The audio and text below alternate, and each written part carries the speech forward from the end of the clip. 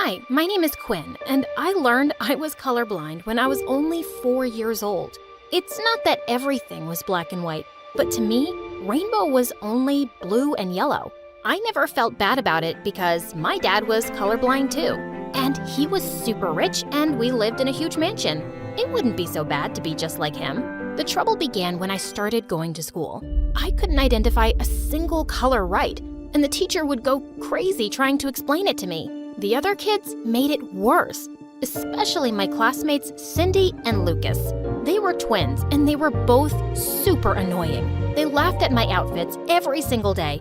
Dad and I couldn't spot a lot of patterns, so most of the time, I had no idea how I looked.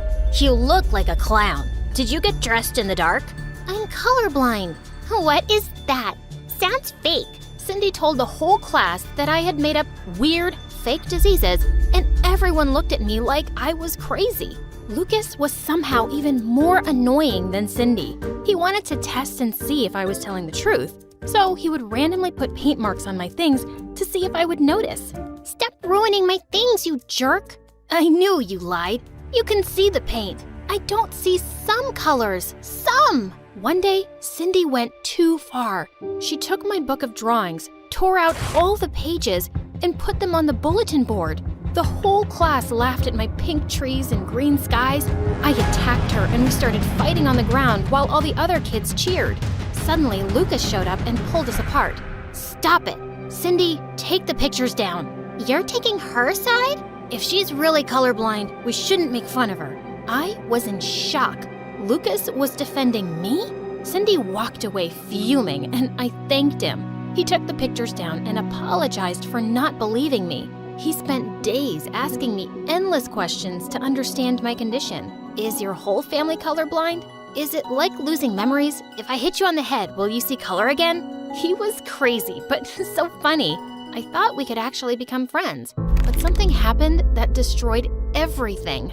All the kids had to give interviews to get into a fancy private middle school. This was the only good school in the entire town, and the competition was crazy. I didn't do well on my tests, and when the teachers decided I couldn't get a spot, Cindy laughed out loud. Ha! I knew you were stupid! Before a single tear could leave my eyes, my dad jumped into action. He offered the school a huge donation for taking me.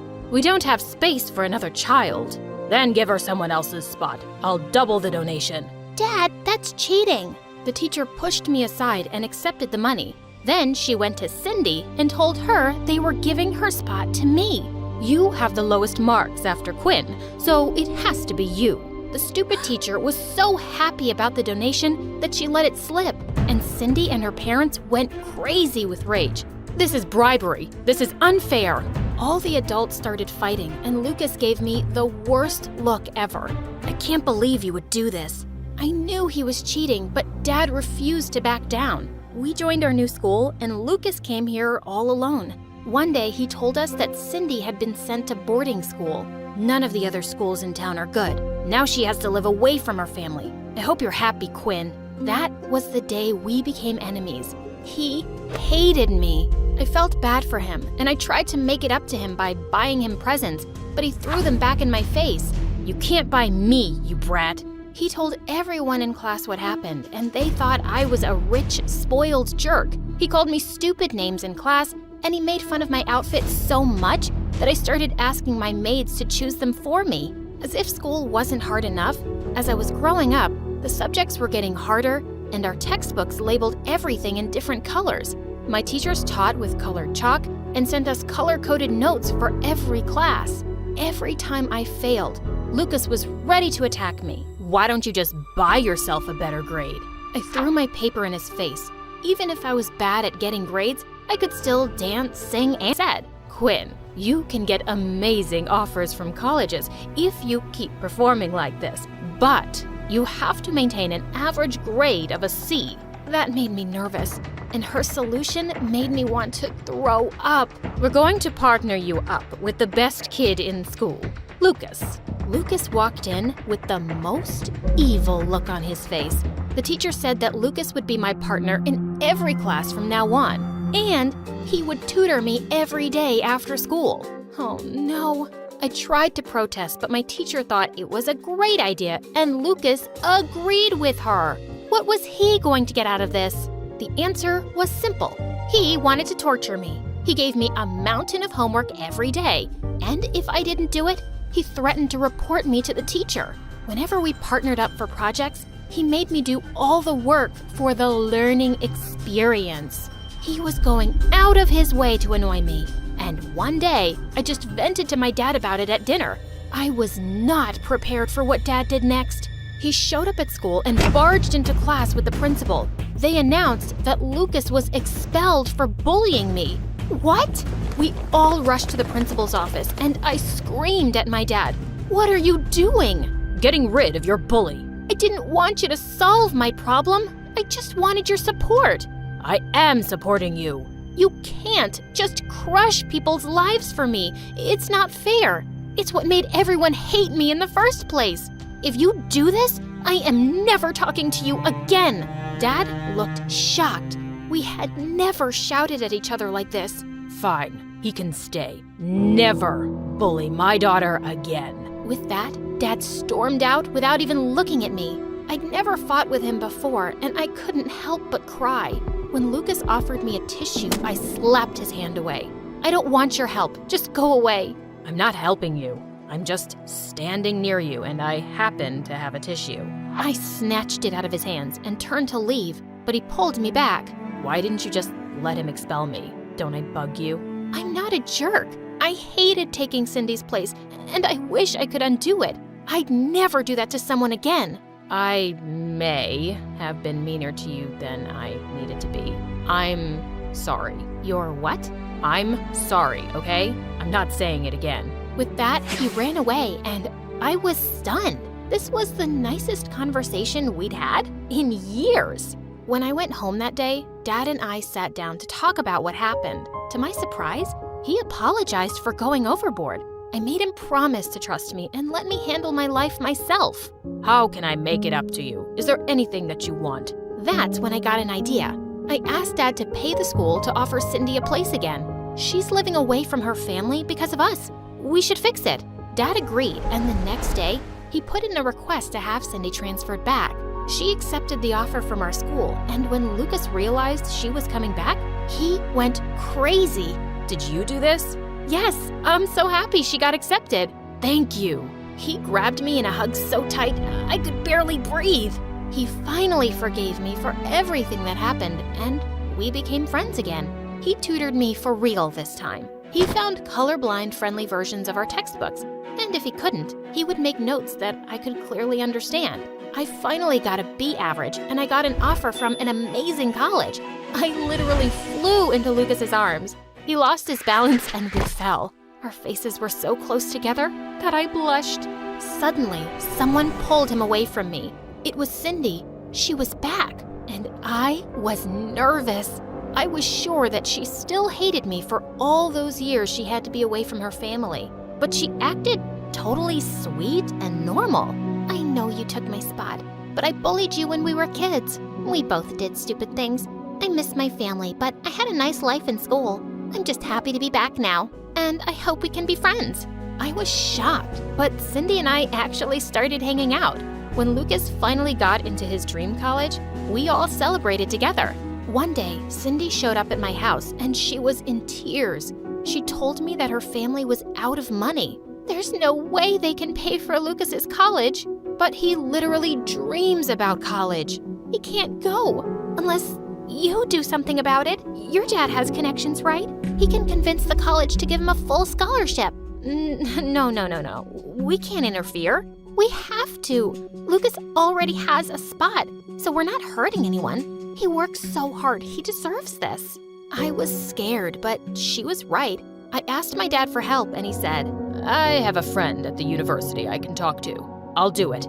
A few days later, Lucas showed up at school, fuming. Did your dad contact the scholarship committee behind my back? No. Tell me the truth. Everyone fell silent. Yes, he did. They just sent me their rejection letter for using my connections to get a scholarship. They banned me from applying again. You ruined everything, Quinn. My jaw hit the floor as he stormed off. I'd messed up horribly. Lucas refused to come to school, and he didn't pick up any of my calls. Cindy even took me to their house, and he just hid in his room and played music at the highest volume so he couldn't hear me. I was utterly shattered by what I'd done. I told my dad about it, and he came up with a plan. He apologized to the committee and told them that Lucas had no idea about his involvement. My daughter has a crush on the kid at school, so she made me do it. Oh my God, Dad! With his explanation and a sizable donation, the school agreed to lift the ban on Lucas. I literally flew over to his house to tell him about it. He wouldn't open the door, so Cindy let me in through the window in his room. Ah! The college wants you back. They lifted the ban. I got their email. Did your dad pay for this too? Maybe he did. So what? It feels like you do whatever you want and you just pay for your problems to go away. I didn't pay for my problems to go away. I did it for you. I thought you deserved that school. You're being an idiot, Lucas. I convinced Quinn to help. She didn't even want to do it. I could have gotten into so much trouble. I just acted rashly because I care about you.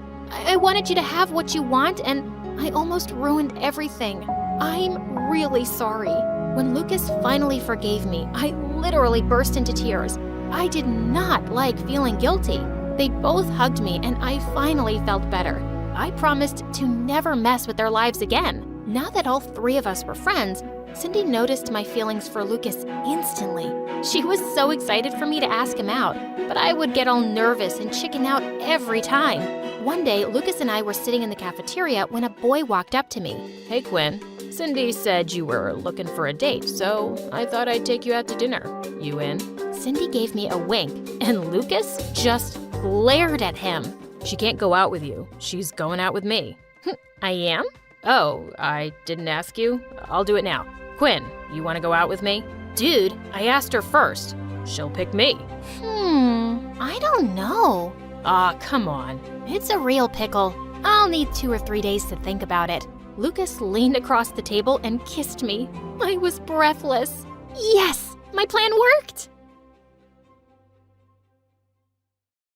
Imagine being on a date at the best restaurant in town, and then the waiter trips and drops his tray full of live lobster, and one of them pinches you. And this is not even the most embarrassing thing that has ever happened to me. Let's take it from the beginning. My mom was a Red Cross advocate for women's rights, and my dad was her bodyguard, so they were always off to this gala or the other, and they left us back with an army of nannies. And when I say us, I mean me and the Chaos Crew, also known as my 5 younger siblings. Food battles, mud fights, glitter bombs, they were so extra. Even Mary Poppins would snap her little umbrella and shuffle up a chimney to escape from them. Every time another nanny left, we got the talk. I'm disappointed in all of you, but especially you, Martha. You're the oldest. You should lead by example. I haven't done anything. Exactly. How are you supposed to become a leader of the future if you can't even lead your siblings? If you were home teaching us instead of running around, I wouldn't have to take charge. What I do is important. More important than your family? When Mom didn't immediately reply, my heart shattered. I rushed to my room and locked it when Mom came to talk to me later. Martha, I'm sorry. Of course I love you. Then don't go. I have to.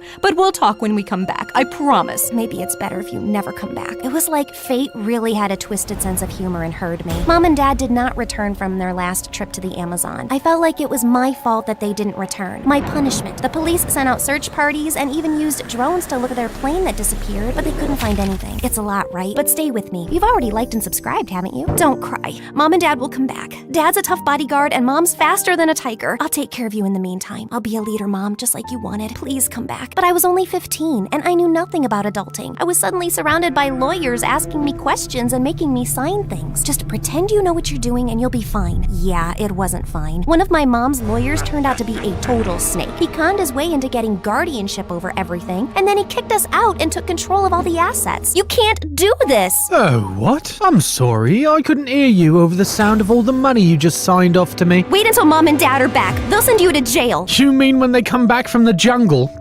Well, I've got a fortune to spend. Goodbye. I was super angry, but I didn't have time for it. The Chaos Crew had turned into a miserable bunch, and I needed to take care of them first. Right, first step, let's find a place to live. We all put our birthday cash together, and it was enough for a couple of months' rent. Finding someone willing to rent to a group of teenagers was quite a challenge. So I had this crazy idea to dress up like an old lady and somehow managed to get us a lease. Luckily, it was still the summer holidays, so I had time to take up all the gigs I could find, like a plant manager, where I literally had to water plants, cornfield pollinator, and even party entertainer. These children are wilder than my siblings. Let it go! Let it go! Ah! Here, let me help you up. At least my colleagues are all kind. My siblings pitched in as well. They baked tons of cookies and sold them, pretending to be Girl Scouts. And they muddied everyone's cars at night so they could offer a wash-up service in the morning. At a premium, of course. Who knew that being little devils would come in handy? By the time school started, I had turned 16, and we had all transferred to public school. I was so nervous on the first day. And then I got to class, and all the desks were already taken. Well, now I'll have to stand in the corner like a potted plant. But then a girl sitting in the last row waved at me. She was dressed in this bright orange shirt with space buns, and her desk was hidden under a pile of comics. Come here, we can share.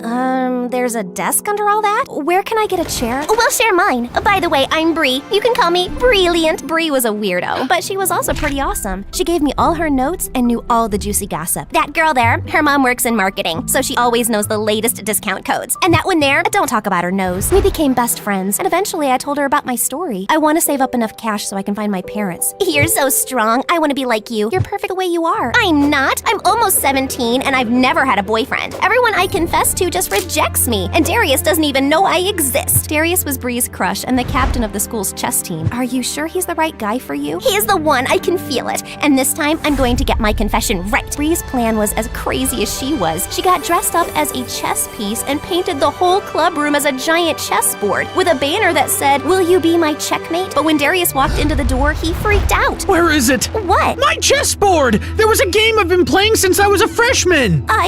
We just moved it, there? Darius was so furious, he wanted to call the principal. And then one of his friends intervened. I didn't see who he was because I was too busy pulling a crying Bree away. Thank you, mysterious dude. After that, Bree was done with the guys. And honestly, I had my own problems to deal with. Like the time I was getting out of the shower and this gigantic cockroach came out of the drain. I screamed and hit it with the shampoo bottle, but then even more of them started crawling out. Eek, it's an invasion! Oh yeah, it happens. Why do you think the flat was so cheap? We tried spraying them with gas, but the crawlers kept multiplying. We need a new flat ASAP. Martha, wise up and ask for a raise. But when I showed up for my part-time gig at the party entertainer company, the door was sealed off with bright yellow FBI tape and the entire place cleared out. Oh man, I loved this job. At least you get to keep the costume. What costume? These are my normal clothes. That is very creative. I never thought I'd meet someone more colorful than Bree. Hey, wait a second. Cute, smart, and probably colorblind. He's just perfect. Jasper, how would you like to meet a friend of mine? The moment I introduced Bree and Jasper, it was insta-love. They were like two very colorful peas in a super bright pot. And shortly after, they started dating. Martha, you are a lifesaver. I was seriously starting to think I'd be a crazy cat lady forever. And it was an easy match. You have so much in common. A couple of months later, it was Jasper's birthday party, and he introduced me to his sister Trinity, who was like the Wednesday to his Enid. Wow, and they came out of the same womb. I can't believe someone like Jasper found such a cute girlfriend, and I'm still single. All the boys care about is looks, and no one cares about brains. As I watched Trinity cut marshmallows into cubes and stack them into perfect columns, I realized there was at least one boy who could appreciate her, so I texted him. Oh, I hope I won't regret this. The party was in full swing when, what's Darius doing here? Actually, I invited him. What? Trust me. Hey, Darius. Hi,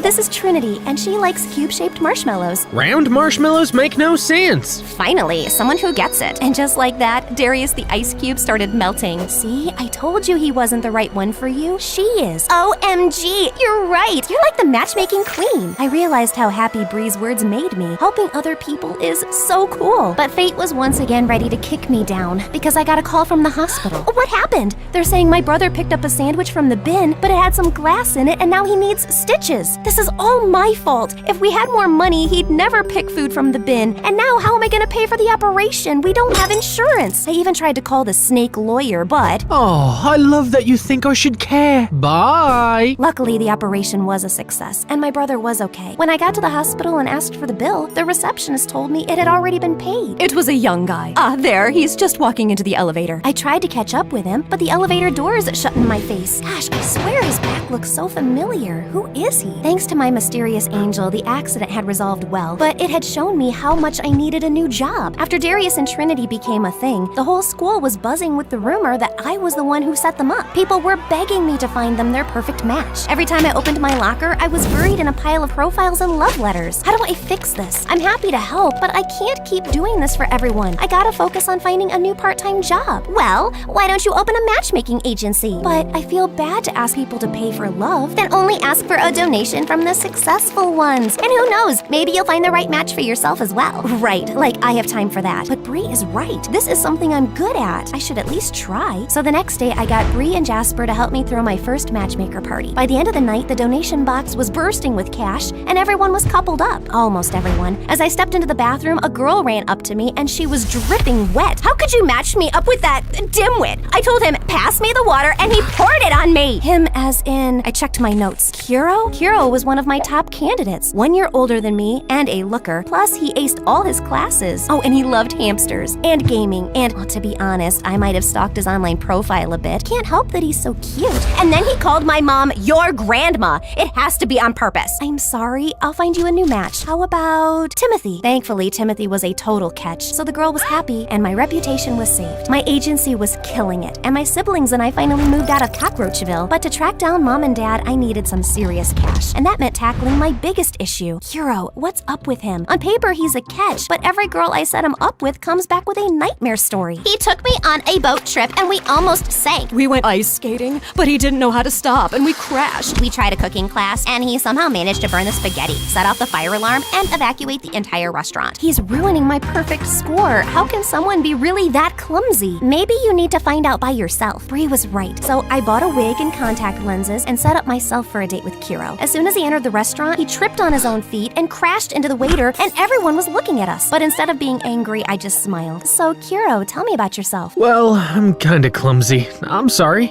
It's not so easy to scare me. I mean, I survived a cockroach invasion. A what? So I told Kuro everything about my horrible flat and crazy summer jobs. He laughed and then got back from the toilet with a whole roll stuck under his shoe, which then led to the lobster accident, which I told you about already. And gosh, he really is a menace. You're giving up? Never. The second date was better. We only got a batch full of super salty popcorn. The third date was almost normal. And by the fourth, I realized he'd done nothing clumsy. Wow, I guess he was just nervous. I started to get so comfortable around him that I even told him about my mom and dad's disappearance. Don't lose hope. I bet they're still out there somewhere. I know they are. If it hadn't been for that awful lawyer. What lawyer? After I explained how we got conned, Kuro was super mad. I can't believe he can get away with something like that. He's a lawyer. Who is the police gonna believe? There must be some evidence. The more I listened to Kuro, the more I realized he was right. I didn't have time or money before to go after him, but now it's time for the Chaos Crew's return and get our revenge. That night, we went to our old house and stuffed some old rotted beans in all the air vents. Less than half an hour later, the people inside were opening all the windows. Stage 2, go! Dressed up as a cleaning crew, my siblings rang at the door while I sneaked through a window. It was dark, but I grew up in this house. I know it like the back of my hand. I waited until the Chaos Crew started to fill all the vents with flour, making everyone cough, and then I went into the study. Okay, focus. He won't leave around a folder with evil plan written on it,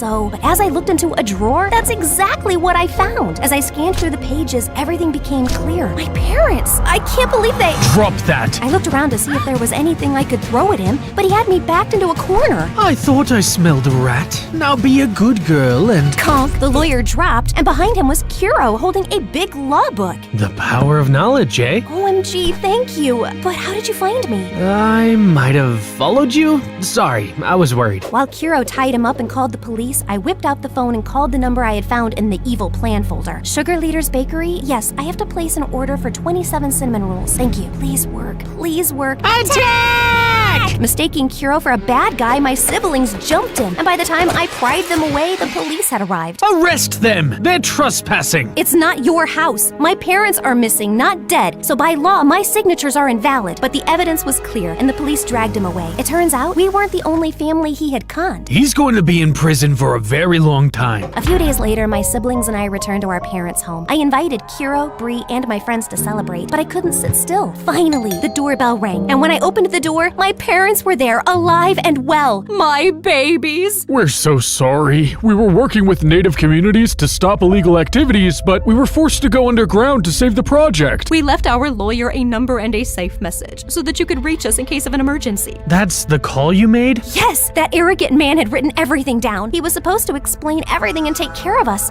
Instead, he even told our parents to stay away because we had received some threats. We should have never trusted him. But now you're home and you're going to stay, right? Mom and Dad looked at each other, and for a moment I was afraid that they might leave again. Of course we're staying. We learned our lesson. And who are all these nice young people? I introduced all my new friends to my parents and told them how much they had helped me. But when it was Kiro's turn, I hesitated. Is he a friend, a date, a boyfriend? He doesn't even know I'm the matchmaker. This is Kiro, and I've never been completely honest with him. I turned to him. I hope he understands. Kiro, I'm not one of your matches. I am the matchmaker. I braced myself, expecting rejection, but... I already knew. What? Why do you think I was such a loser with other girls? I've had a crush on you since Bree's wild confession to Darius. But you were so wrapped up in your agency, you never even gave me a second glance. I had to do something drastic to get you to notice me. Bree's confession? But I squinted at him. Right, he was the guy who stopped Darius from going to the principal. And OMG, you also paid for my brother's hospital bill. Yeah, I overheard you talking about it at Jasper's party. Why didn't you tell me? I didn't want you to go out with me because of money. I couldn't believe he'd done all that just to date me. I guess this answers my question. Mom, Dad, I'd like to introduce you to Kiro, my perfect match. I grabbed Kiro's hand, and as I saw the happiness on his face, I knew I had made the perfect choice. Welcome to the family, Kuro. Hi, I'm Freya from England. Before you hear my story, like and subscribe to For Eve. I was born to super rich parents who were extremely competitive. They wanted to be the best at everything and would include me and my sister Olivia in the race to prove the world how great our family was. You're both learning to play the piano. Be ready by next week. The one who plays the best will go on a yacht while the other stays home. Got it? Yacht? It's boring. I'd rather stay home and write poems and stuff. Poems? Are you trying to give me a heart attack or something? Why can't you develop better taste like your sister? Perhaps focus a bit on playing chess? Or perhaps ballet if you want to go all artistic. Ugh, never mind. I'm sure Olivia's the one who's going to win the yacht trip anyway. Well, in my mom's eyes, I was never good at anything. My parents barely noticed me. But Olivia, oh, she was Miss Perfect and the most annoying. And for some reason, her life's mission was to always remind me that she was better than me. Come on, Mom. It wasn't like Freya ever had a chance against me. Tell me, dear sister, why are you like this? The only one I was close to was my grandma, who always encouraged me to do whatever made me happy. Grandma always wore a beautiful bracelet that jingled that her grandma gave her when she was a kid. She always told me how it brought her good luck and promised to give it to me one day. Once when I was 12, Mom and Dad wanted Olivia to participate in a chess competition, just because Dad's business rival's son was participating too. Olivia, I need you to win this one. There is no other option. We want to teach that guy a lesson. Our family is the champion of this town. I could have asked Freya, but you can't count on her. I know. Don't worry, Mom. I got it. I'll make you proud. I promise. Whatever. It wasn't like I was remotely interested in pleasing Mom anyway. Although Olivia was good at chess, the pressure to win had her going crazy. She started drinking coffee and kept reading books about chess. It was insane. One night before the competition, as I was going to my room, I saw Grandma in Olivia's room hugging her. Oh, sweetheart, don't worry. I know you'll win this one. I don't know if I will. I am so nervous. Can I have this, please? You only love Freya and never even think about me. If you'll give it to me, maybe I'll win. Please, please, please. Oh, all right. Here you go. As Grandma gave the bracelet to Olivia, I felt green with jealousy. How could Olivia get the one thing that Grandma promised to give me? She can't always win. So later that night, I sneaked into Olivia's room and threw the bracelet out of the window so no one could find it. In the morning, I woke up to find Olivia running around the house trying to find the bracelet. When she couldn't, she had to go to the competition without it. Later when she returned, I learned that she had lost. Mom and Dad were furious, but Olivia was more worried about losing Grandma's bracelet. She thought she was now jinxed because of losing it, and it made me feel terrible. I had always thought I was above all of the jealousy and competitiveness, but I wasn't. I was just like Mom, Dad, and Olivia. Maybe worse for throwing away Grandma's precious bracelet. So I told my grandma the truth, and she looked so disappointed, but she eventually forgave me and told me there was nothing more precious than me. One time when I was 15, Mom and Dad took us out to a really fancy hotel, and there I heard people clapping. It was a show, and people were coming on stage and sharing their poetry. Gathering courage, I also went to the stage and took the mic. The moment I opened my eyes, I know it's time to start the fight. I don't want to, but I have to. Can they never see that I don't want to? As I went on, people loved my poetry, and I knew I wanted to become a poet when I grew up. When I told Mom and Dad about it, they totally freaked out. But we wanted you to get into a good university and then become a doctor or something. No one is impressed by your sad poems. I didn't want to impress anyone. It was something I was doing for myself. So I just started writing and would always participate with poetry groups and perform on the streets. One night, a boy stood in the crowd, and when I was done, he clapped the loudest. Every night I performed, I saw him. One night, he stayed when the rest left. You write the most beautiful words I've ever heard. And I should know. Why's that? Actually, my parents are in the music business too, and alright, I'm sort of a singer myself. But I'd die before asking my parents to launch me. Usually, talentless rich kids who want to be singers write their own lyrics, and it's always about breakups or how awesome their life is. But your stuff, it's deep. It's got soul. Thanks a lot. So tell me, since you watched my free show every day, when am I gonna hear you sing? I do owe you a song, but it does look like you're making some good money off your free show. Well, I have to make my own money. I can't take anything from my parents. Oh, I get it. Here you go. The guy's name was John, and I knew he thought I was poor, but it was better than telling him I was from a family that hated what I did. Soon, John and I started meeting every night. We both loved sitting together as we read the verses from my notebook. It was something I could do with him forever. But then one day, he told me he was leaving. I got accepted into this boarding school for artists in LA. They have awesome programs for musicians and poets too. Maybe you can apply next year. I'm sure your work can get you a scholarship. And I did. I was thrilled, but when I told Mom and Dad, they just rolled their eyes. Oh, God. Poets make pennies. Just take up fashion designing or something else. Why do you always have to be so difficult? But Mom, it's my passion. Some passion that won't pay the bills. Fine. If you want to waste your time, just remember, we won't have anything to do with you. You will not get a dime from us. As if I needed you guys. I don't need anything from you. Freya, I have always supported you. But this is madness. As a hobby, it's fine. But going to another country for, of all things, poetry? What will people say? Daughter of the richest man in England is a street-performing poet? Oh, I didn't care what Mom had to say. But Grandma? I couldn't believe she'd taken their side. It was at that moment I just snapped. You too? Why am I surprised, huh?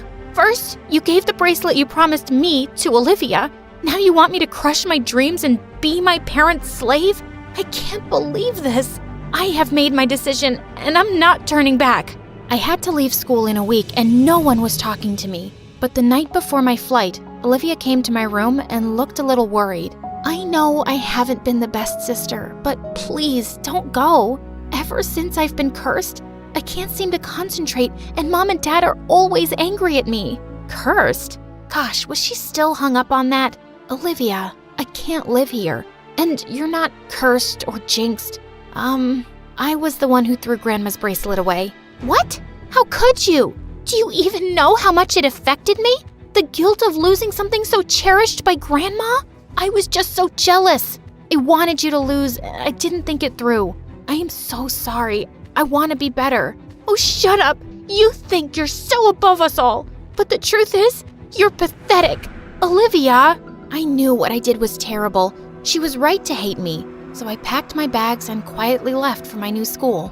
At the new school, John was 2 years my senior, and we went right back to where we left off. We even started dating. But in his last year, he had less and less time to spend with me. When his graduation came closer, we broke up.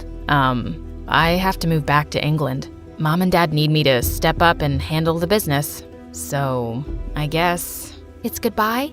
I guess so. I'll really miss you, but I know you'll do great.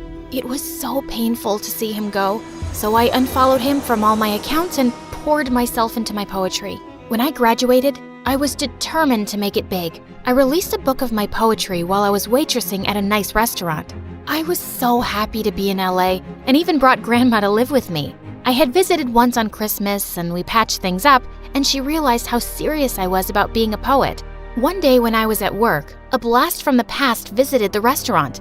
"John, what are you doing here?" Freya, this is crazy. You stayed here after graduating? I never knew that. "Yeah, I think this city suits me." It sure does. After my shift ended, we sat and talked for hours. I even showed him my poetry book. He loved it and told me he could talk to some producers in LA and get me into the industry. There's a famous singer looking to open this weekend. You can perhaps open for her with your spoken word and poetry. Your words? Kid, they got soul. Here you go, an advance payment check. All the best. Outside the producer's office, I ran up to John and hugged him tight. "I'm so sorry, I got carried away." No worries. I loved it. Saying that, he leaned in and kissed me, and I felt my heart somersault. A few days before the show, I got the most unexpected text ever from Olivia. "Mom and Dad are driving me crazy. I want to meet you, sister. I'm in LA. Let's catch up." Olivia hadn't spoken to me since our fight, and even when I went to visit my family on holidays, she ignored me. Hearing from her was great. I invited her to the restaurant the very next day. I also called John and he was on his way. I really wanted him to meet my sister. I'm so happy you're here." "Me too. So tell me, how did you get that show opening gig? I saw on Instagram that you're opening for a famous singer. How the heck did you pull that off?" "Huh? Oh, so that's what you think of me. Duh. Mom saw the post first and was somewhat happy, and it made me so angry. I learned some time ago from a friend that you were a waitress, so I just wanted to take some pics in this tacky outfit of yours and show it to Mom. Now I'll be her favorite again." "Olivia, you are pathetic." I wanted to kick Olivia out of the restaurant, but right then John walked in and seeing us both, he looked shocked. Olivia, what are you doing here? My heart nearly stopped. John knew Olivia? But how? "Oh, so you're playing for the other side now? Dating Dad's business rival's son? That's low. He is the one who beat me in that stupid chess game." Freya, what is this? Olivia's your sister? You're the daughter of a business tycoon and work as a waitress? And that performing on the streets thing? Were you trying to make a fool of me the entire time? This is amazing. Sister, you are successful and very cunning. You bagged a rich boyfriend to pay your bills. And I know his parents are into the music business too. Did they pull the strings and get you that opening act? And I thought you wanted to make it big on your own. But still, I'm gonna come and see the show to laugh at how royally you'll fail." "Shut up, Olivia." Wow, I don't even know what to say. You betrayed me, Freya. Why? "John, listen to me. I didn't lie. I just didn't tell you the entire truth." That's called betrayal. Saying that, he left. That night, I cried my heart out to Grandma. I was heartbroken. I figured John would have my opening canceled at the show, but he didn't. So I decided to quit myself and return the payment check to the producer. When I got to the venue, I went straight to the producer. "I'm sorry, I can't." She can't wait to go on, right, Freya? "John was here with Grandma. What are you doing?" Your grandma contacted me and explained everything. Freya, I realize you never lied to me. It was just me assuming things. I've known you for quite some time, and I know how hard you work. You deserve this. You deserve to do what you love. You really think so? I believe so, but we're in a hurry now. I saw your sister in the audience with your parents. I believe she's here to see you fail. So go on and show everyone how good you are. And I did. When I was done, I even got a standing ovation. I was so happy, and seeing John backstage, I rushed and brought him on stage. Let's do it like old times. You and me together. My words, your voice. Yeah, let's do it. It went amazingly well. When the show ended, Olivia and my parents found me. Olivia's face was red, and she couldn't even look me in the eye. I still think this whole poetry thing is a waste of time, but you do seem to be quite good at it. Your sister is such a failure, but we are proud of you. Thanks, but I don't need your approval. I do what I love to do. Olivia, you are not a failure. You are a beautiful, independent woman. Always remember that. Stop being Mom and Dad's puppet. Do whatever you love, whatever makes you happy. Saying that, I held John's hand and walked away, as Olivia and Grandma both smiled at me and gave me a thumbs up. That was the day I felt so proud of myself for every single decision I had ever made, from cutting off people to changing my priorities.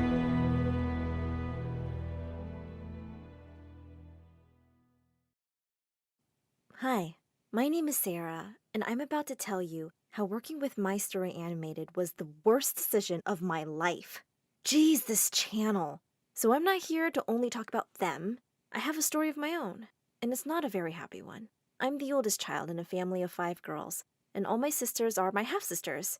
Each one of us has a different dad. Mom really loved having daughters, but she said men were annoying and she didn't want to live with any of them forever. But sadly, I was the ugly daughter. But I'm not ugly. It's just that I'm not as pretty as the rest of my sisters, who are pretty. Like real freaking models. Don't get me wrong, I love myself now. But when I was a kid, it really affected me. People would stop to laugh and talk with my sisters, and they completely ignored me. One day, Mom was reading something when she suddenly slapped her forehead. Oh, this book says that ugly people are usually smart. That explains your ugliness. God takes beauty and gives brains. This is how it works. Well, meet my mom. She's dumb, but I still love her. Why am I saying this? Because the year I started 2nd grade, it was my sister's first day of school, so Mom came with us. My teacher saw us all together and said, "Oh, you're Sarah's mom. But these can't be her sisters. They're very different. Oh, Sarah is adopted." Ugh, Mom was always like that, but she wasn't getting away with it this time. I immediately whipped out a copy of my birth certificate. "Look, I swear I'm her biological daughter, but she keeps telling everyone I'm adopted because she's too dumb to accept that I'm different." Mom glared at me, but I stepped on her foot. Accidentally, of course, and went to class. Well, let me tell you, anyone can pass the 1st and 2nd grade. But it's when I got to the 3rd grade and things got harder that I found out the worst possible thing. I wasn't even really smart. When Mom saw my report card, she cried out, "Ugh, ugly and stupid? So then what did God give you? It can't be charisma. I mean, look at you." "Maybe a good heart, Mom? Maybe I don't judge people based on their looks?" Mom then started entering my sisters into beauty pageants, and they always won something. Once she came and said that since my sisters were like princesses, I should be the maid and serve everyone around. I glared at her. "You wish," and went to my room. 1 year later, we found out that my sisters weren't just beautiful, they were also really smart too. Like so much smarter than me that I started making my second half-sister, June, do my homework. And my grades started getting so much better. When Mom found out, she went insane and said that I should find a job to make myself useful. But I have to tell you guys, I'm one of the top 10 laziest people on earth. But Mom has another word to describe me. "You're just useless, Sarah!" I spent the next few years of my life doing nothing really meaningful. I'd mostly just stay in my room watching videos on YouTube and shows like Hannah Montana. Until one day, Mom told me that she was taking the older sisters to the salon, and I had to babysit the youngest toddlers. The minute she left, I went straight back to my room.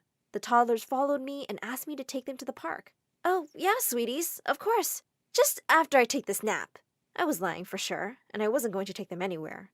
Hours later, I woke up to my mom screaming and sobbing. The toddlers were missing. "Your sisters are lost because of you!" "Oh, no, they're too pretty. Someone could have kidnapped them and put them in a beauty pageant already." "Ugh, Mom, take a chill pill. They're at the park." But to my utter horror, they were not. And I just went crazy with guilt. I started looking for them everywhere. 2 weeks passed, and they were nowhere to be found. And for the first time in my life, I realized Mom was right. I was only an ugly, stupid, useless girl. After 3 weeks, we finally found them. A blind old man had found them and had been taking care of them. The social services said that Mom wasn't qualified to raise us because of my sister's incident, and they'd be taking all of us away from her. My sister started crying, and Mom looked at me hatefully. "I wish I'd never given birth to you." Mom paid almost everything she had to the lawyers until she won the case, and eventually we didn't have to leave her. But she never spoke to me again, and my sisters all resented me, except for June. June came to me one day and said, "Sarah, some people are just born unlucky, but there is no point crying over it, sis. Just find out what makes you happy." I was in 9th grade back then, and I decided to find a job after school. I applied for a job in a clothing store. When I got there, I saw a beautiful blonde girl waiting for the interview. Just then, the store owner came out and said, "Hey, you, pretty girl, you're hired." "But you didn't even interview me." "There's no need. You're, not very attractive for this job. But you look like a smart person. I'm sure you belong in a lab or something." "But I need this job so badly. Mom paid a lot of money for the lawyers after my sister's." Hey, where do you think you are? The Oprah Winfrey Show? I don't care about your stupid problems. You're not pretty. Like, at all. So leave." What a total jerk! I got really mad, so I spat at his face. To my surprise, the pretty girl walked up to him and spat at his face too. And then we both left. I never found a job, but I found a boy. And he was cute. One day, I invited him to my house, and when he got there and saw my sisters, he said, "Oh, they're prettier! Not fair!" And just like that, he left. What a total jerk. I decided not to date any boy ever again. When I graduated, I decided to go to any college just to run away from home. I heard someone say that animation was an easy subject, so I studied that. And wow, that was such a difficult subject. By the time I graduated, My Story Animated was looking for animators. I didn't really like their content, but I needed the job, so I applied and got accepted. I started animating for them. And it was amazing at first. I loved knowing that the videos I'd worked on were being watched by millions around the world. Loads of people left comments about how much they liked my animation. And for the first time in my life, I felt like someone saw me, and I wasn't invisible anymore. I was really happy and proud of myself. That is, until one morning, when I woke up to see tons of YouTubers making fun of My Story Animated videos. They left the meanest comments and said that the stories were stupid. I realized these smart people were right, and My Story Animated was a crazy channel. So I messaged the boss, "Hey, your videos suck. I quit. Bye." Then I started following other channels, especially the ones who'd attacked My Story Animated. I was sure they would have better content, but soon enough, I discovered that they proved nothing useful or worth watching, and I was really beginning to regret my decision. Of course, Mom went insane when she found out that I'd quit. At least My Story Animated entertains people, and their content changes people's lives in some way. Why can't you be like the strong girls who send their stories to the channel? They always overcome challenges eventually, unlike you good-for-nothing loser. Remember I told you that Mom was dumb? Well, for the first time in my life, she said something that actually made sense. So I decided to contact My Story Animated the following day. But I never got around to it because that same day, I had a terrible car accident. When I woke up, the doctors told me that my legs were hurt and that it might take me a long time to be able to walk again.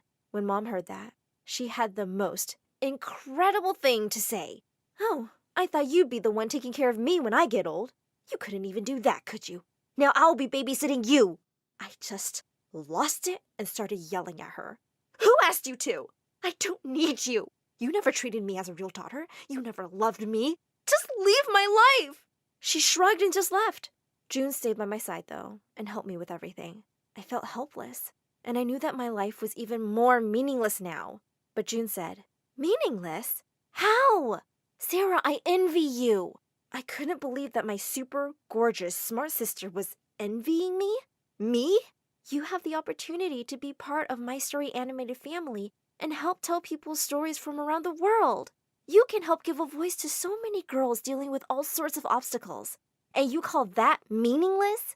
I immediately contacted My Story Animated, not only to work with them again, but also to share my story with the world. Fortunately, they agreed to take me back. As I kept working hard, my animation also got better, but my legs weren't getting any better. June used to take me to the park to make me feel better. One day, I found some young girls watching one of My Story Animated videos. "Hey, I work with that channel. Actually, you're now watching a video I animated." The girls were stunned. They oohed and awed and showered me with questions. Then they started hugging me and asking to take pictures with me. They also asked for my autograph. I felt amazing, and I felt I have a great power to help change the world. But Mom knew I was back to work and started calling me for money because all of my sisters found jobs and left her alone. I yelled at her, "You deserve what's happening to you. Don't contact me ever again." I was really happy at work, but the mean comments on my videos never stopped. One day I asked the boss, "Don't all these hateful videos and comments affect you?" "Yes, but there are plenty of people who love us and impatiently wait for our videos. Haters are just very judgmental people who see the world as black and white. and think they are right about everything. And when they don't understand something, they just call it stupid or bad or ugly. And that is just bullying. I immediately thought of Mom and how she always thought I was useless, stupid, and ugly. Mom was a bully. My mom is a bully. Months later, I got better and was able to walk again, but I still thought about what the boss had said about bullies. So I decided to contact Mom again. I went to her house.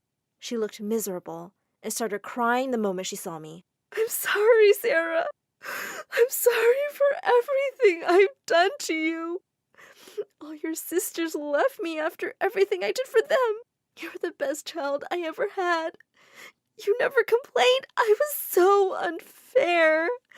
Forgive me, my child. Forgive your mama. She then got on her knees and was about to kiss my hand. I took my hand away and helped her get up. It's all good now, Mom. I'm here, and we have an entire life to make up for the lost time. I forgive you, Mom. I really do. Tears rolled down my cheeks while I hugged her, and she cried on my chest.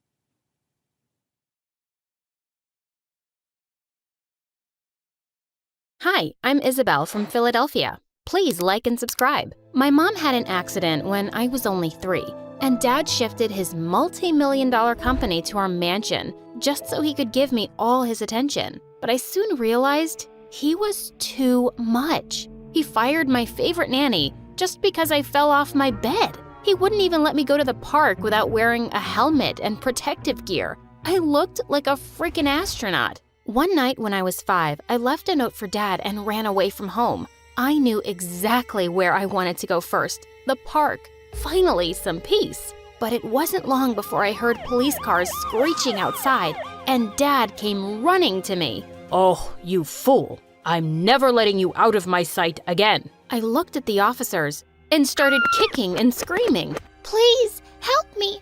I've never seen this creepy man before. Help! Well, Dad had a lot of paperwork to show before he could take me home. Growing up, he and I were constantly at war, but I always found a way to do what I wanted. And in high school, I even joined the cheerleading squad, without telling him, of course. Once in 10th grade, the football captain Jake invited me to his party, and I knew there was no way Dad was letting me go so late. So once he was asleep, I sneaked out of my window. By the time I got back, it was almost 3 a.m. I was walking through my garden when I suddenly tripped over something that looked like a human body. I almost screamed, but just then, I saw who it was. My weird neighbor. Oh my God, what are you doing here? I was just lying back and watching the stars, till you ruined it. Why can't you just watch the friggin' stars from your garden? I like the grass here better. It's nicer and softer, and the quality is... Jeez, just shut up and go. As I started walking, he followed me. You know we go to the same school, right? You don't even know my name, do you? Of course I do. It's, something with an R or P. Wait. It's Dave. David, okay? You got me. I don't know your name. It's Scott. You'll remember now because I'm your new boyfriend. Did I hit your head when I tripped? No, you just gave me an idea. You're Miss Popular, and I'm just a nerd. Dating a cheerleader is going to be great for my image, and if you say no, I'm going to tell your dad you were out. Are you seriously blackmailing me? Yes, I am. Don't worry, it's not forever. We'll date for a month and then break up publicly. So, do we have a deal? Dating this weirdo would be social suicide for me, but if Dad found out, I'd be grounded for eternity. So, I shook hands on it. I was so not looking forward to school on Monday. I walked down the hall with my face behind a book, hoping to avoid Scott. I didn't find him anywhere, and I felt so relieved. Maybe he was kidding about the whole thing anyway. Later at lunch, Jake joined me, and I was having a great time when suddenly, Scott slid right next to me. Here I am, my lady. Now, what are your other 2 wishes? Oh my God. Dude, we're in the middle of something here. Can you go and be weird somewhere else? I'd like to know what you're in the middle of with my girlfriend. Girlfriend? Your girlfriend? Isabel, your friend seems rather stupid. Can you please tell him clearly? I kicked him hard under the table. Yes, it's true. Scott is my boyfriend. No way. This is just some stupid joke, isn't it? It is not. I love Isabel, and she loves me very much, and will prove it. To my horror, Scott jumped onto the table and held out a hand for me. I climbed up very reluctantly, and he whispered, You better make this convincing. I was going to kill him. I kissed him as everyone in the cafeteria watched us and gasped. Jake stormed off furiously, and I dragged Scott outside. What was that? This is not part of the deal. Well, we have to make it believable. What's the problem anyway? You seemed to be really into that kiss. I was not. I'd rather kiss a monkey's butt. Now, you listen to me. Just then, a thin goth girl named Irene walked up to us. Scott, are you really going out with this girl? Yes, I am, Twiggy. Meet your future sister-in-law. Wait, you guys are siblings? How come she doesn't have a British accent? Because we're both Americans. And my brother's such a loser. Why do you speak like that? So I can sound more sophisticated. Not all of us just get by in life with a pretty face. So you settled for a stupid accent? Good job. Also, I wouldn't date a cheerleader if I were you, Scott. She's one of them, and they're all jerks. Before I could defend myself, she walked off. Don't mind her. She's weird. My friends are coming over for a chess tournament tonight, and I can't wait for them to meet my girlfriend. I can't. I have things to do. Like spending the rest of high school in your room? Because that's what will happen when I tell your dad. I'll see you, m'lady. And with that, he left. Ugh! So, he wanted a girlfriend, huh? Well, he was about to get one. The girlfriend from hell. When I went over to his place that evening, it looked like I'd walked onto some geek planet, and they were all staring at me like I was an alien. Whoa, we thought Scott was lying. About us being together? Oh no, meeting this cookie monster is the best thing that's ever happened to me. When they set up the chessboard, I jumped into Scott's lap and started picking up the chess pieces. Babe, what's this horsey thing? And what's this one for? I'm really dumb, you know. I don't understand anything. Can you please leave those alone? I'll explain to you later. Why are you talking like that to me, Snookums? You think I'm dumb, don't you? I never said that. Just watch a game and you'll understand everything, okay? I smiled sweetly, but I wasn't backing down. I kept distracting Scott by playing with his hair, feeding him snacks, and accidentally dropping a drink in his lap. And then, right when they were in the middle of an intense match, I started doing a cheerleading routine. Give me an S, give me a C, and then an OTT. Go, Scotty!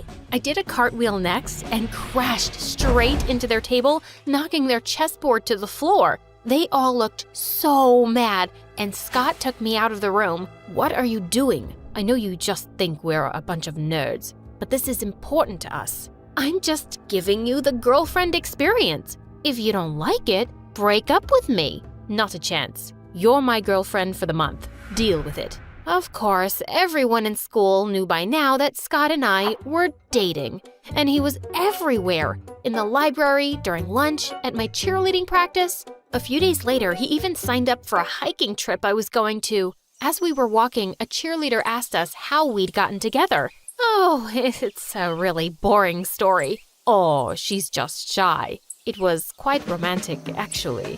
What? She was walking past my house when she slipped and sprained her ankle. I took my t-shirt off and wrapped it around her foot, and then I carried her home. She asked me out because of my rock-hard abs. Her words, not mine. Oh, I could bash his skull with a rock. And suddenly, I had a brilliant idea. I stopped back to tie my laces and quickly filled up my backpack with rocks. Then I let out a loud cry. Scott, I sprained my ankle again. I don't think I can walk. Oh, I got you, my lady. Hop onto my back. And when I did, he let out a loud groan. What is it, Scotty? Nothing. Totally, fine. I almost died trying not to laugh, The poor boy was grunting and sweating as he carried me down the hill. And then finally, he collapsed to the ground. Gosh, Isabel, you weigh as much as a baby elephant. Did you just call me fat? I burst into fake tears as everyone glared at him. No, that's not what I meant, babe. Don't touch me, you jerk. Just then, Jake shoved him aside. You heard her. Come on, Isabel. Let a real man carry you. Oh, I think my ankle's feeling better. I can walk, but I'll need some support. I leaned on Jake's arm and started limping away. Served Scott right for that stupid story. Later, I felt bad for what I'd put him through, so I invited him to come with me to my friend's party. I was having a great time dancing there, but Scott was just hanging out in a corner, and I caught him looking at me more than once. Hey, come dance with me. Oh, I'd rather not. I don't have your moves. You looked pretty great out there. Why was my face getting hot? Well, I'd like to see your moves. Okay then, don't say I didn't warn you. He walked onto the dance floor and started doing the weirdest chicken dance.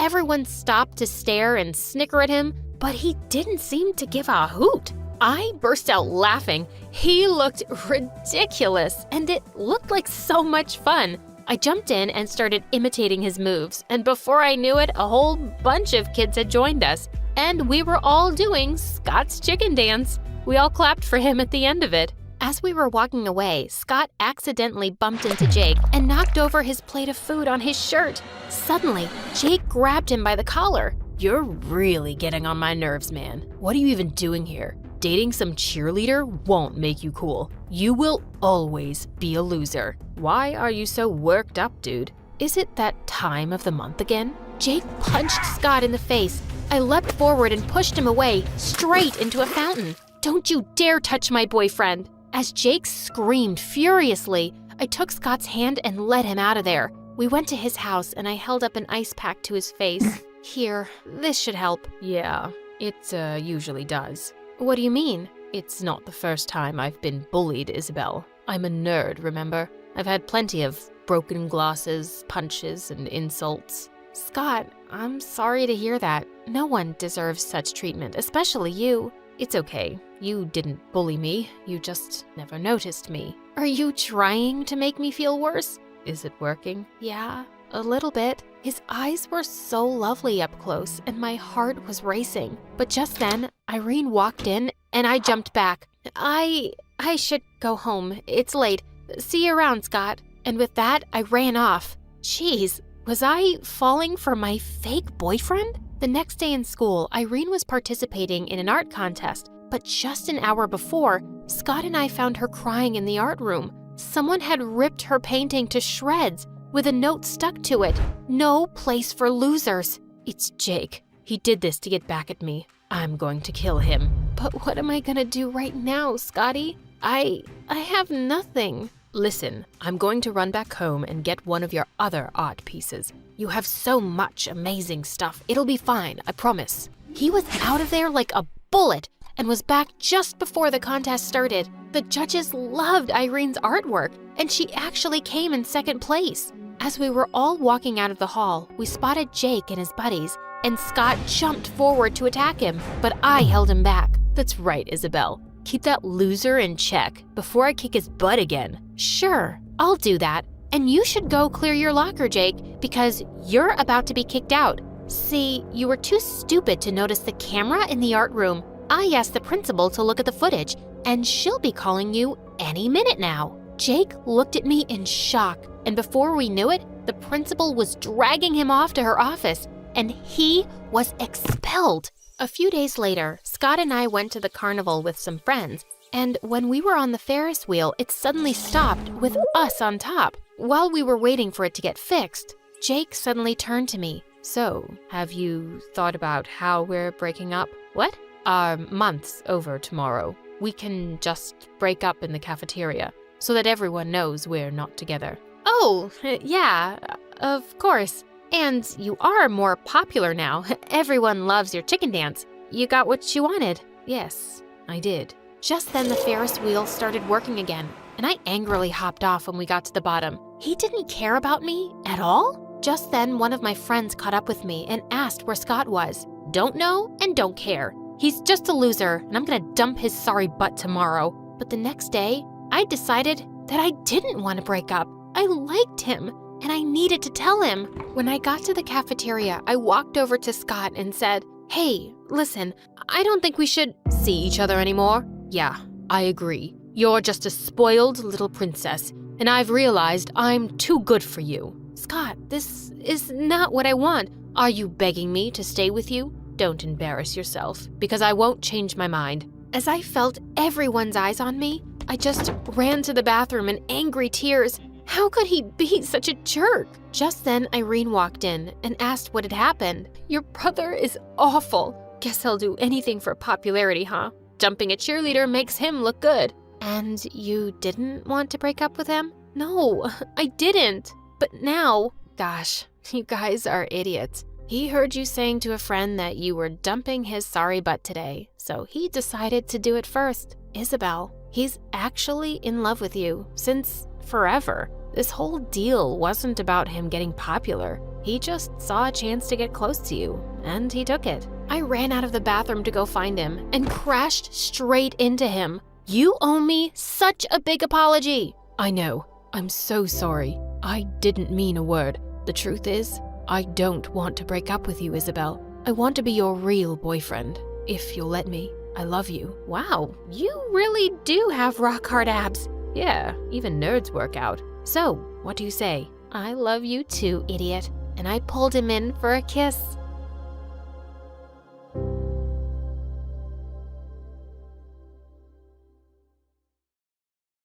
Hello, my name is Lily, and I live in a hidden village high up in the mountains. My father was from a long line of wealthy traders who built these castles themselves. They built a huge wall around the town to keep us safe, and the kids were forbidden from going outside. Obviously, that meant we tried to leave all the time. We would dare each other to get past the gates, but there were 100 guards ready to stop us. The others laughed it off, but I was mad. My father went out for trades all the time. Why couldn't I?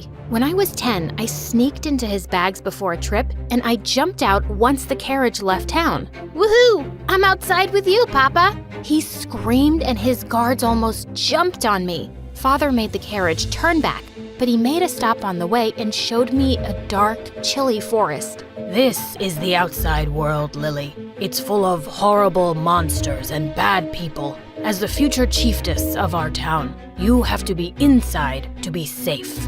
I believed my father completely, and I raced back into the carriage. When I reached home, I told everyone who would listen all about it. Father said there are monsters with giant teeth who chase you, and it's always dark and cold. I'm never going outside again. Suddenly, I heard someone laughing at me. It was Arthur, the boy who delivered milk to the town every day. There are no such things as monsters. The chief is a liar. How dare you? Take that back. Nuh-uh. I live outside and I have never seen any monsters. And it's sunny all the time. You're a fool. Everyone laughed at me, and I turned red with embarrassment. People started asking Arthur what he had seen, and he said there were towns way bigger than ours. There was even something called a school where hundreds of children got together to play games and learn skills. Hundreds of children? Our entire village had 30 kids. I couldn't believe Father lied to me. I demanded that he tell me the truth and let me out, but he refused. You are my princess. This is the only place I can keep you safe. His control over me changed everything. Over the next few years, I stopped being the sweet Lily he used to know. I turned into a total troublemaker. I broke expensive vases he got from his travels and tore up tapestries he dearly loved. One time he had an important meeting with big traders, and I let all of our goats run free into the room. It was so funny to watch all the men screaming. Father was furious at my antics, and one night I overheard him talking to my mom about setting my engagement. If we get her married, I can officially make her the chiefess. Then she can stay here forever. Be here?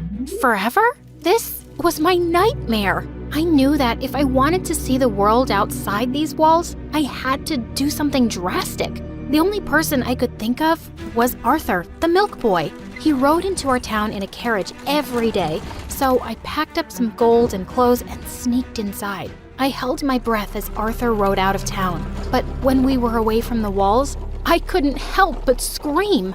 Yes, I made it out! Ah! What are you doing here? I needed to get out of there. You can take me to a new town, right? Are you joking? Your father will end me. Just then, loud bells started ringing through the village. Alarms. They must know you're missing. I'm taking you back. No, please, I'm begging you.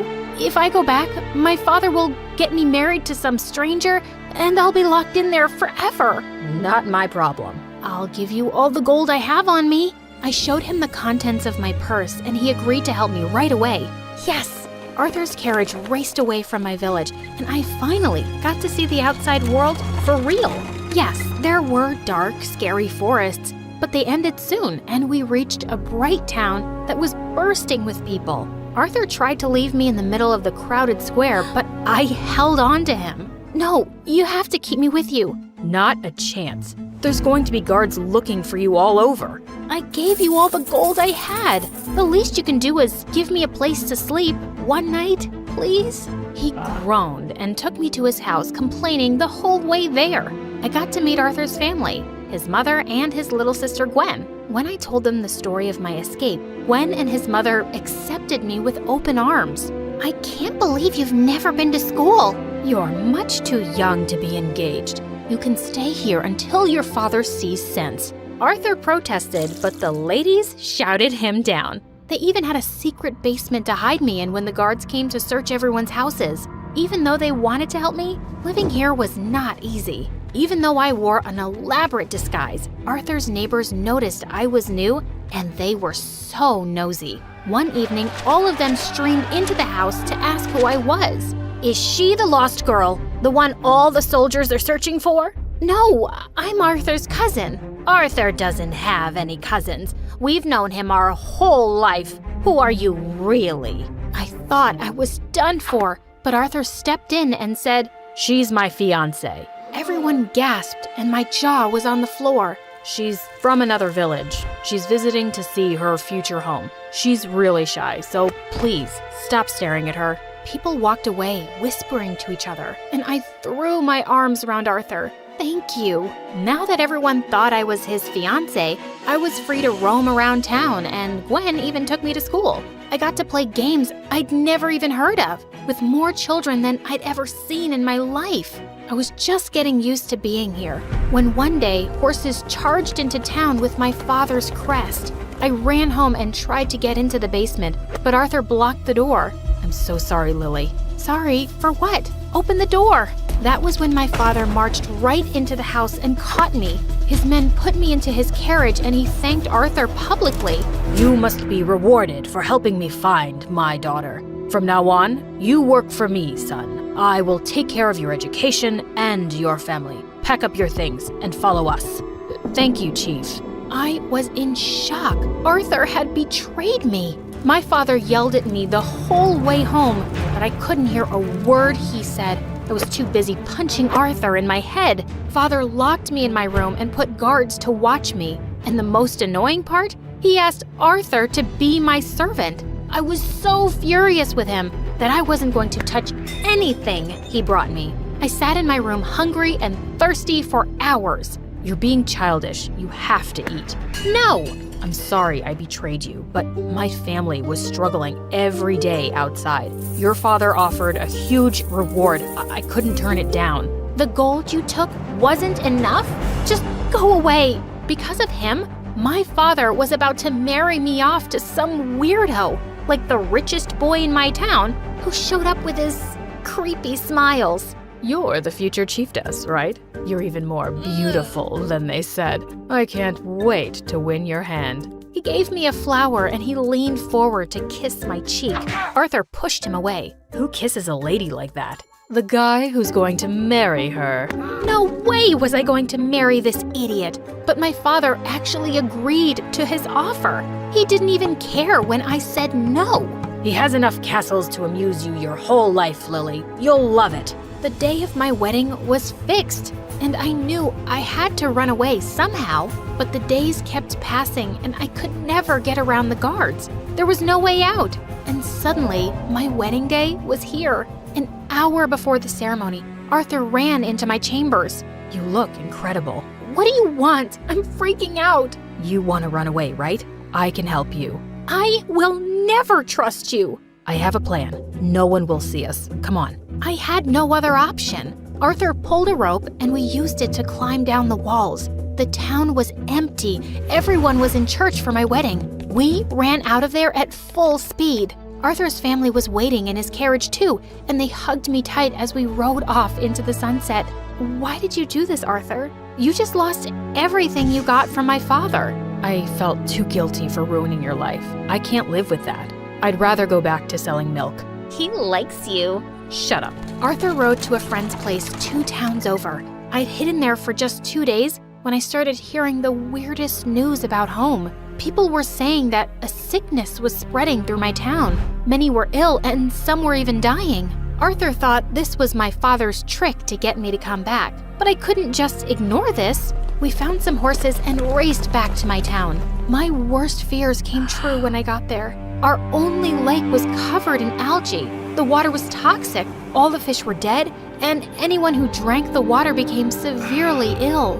Father, I'm here. Lily, you're all right. I thought I'd never see you again. I saw the lake. We have to leave this town. It's not safe here anymore. No, we built this place with our own 2 hands. We can't just leave. We have to fix this. There was no way to fix this. I had to do something. I ran out of the castle and began to rouse the whole town to get out of their houses. All the guards were sick, and there was no one to stop me. We have to leave. You all know it. This place has kept us safe for generations, but we won't last 3 days without water.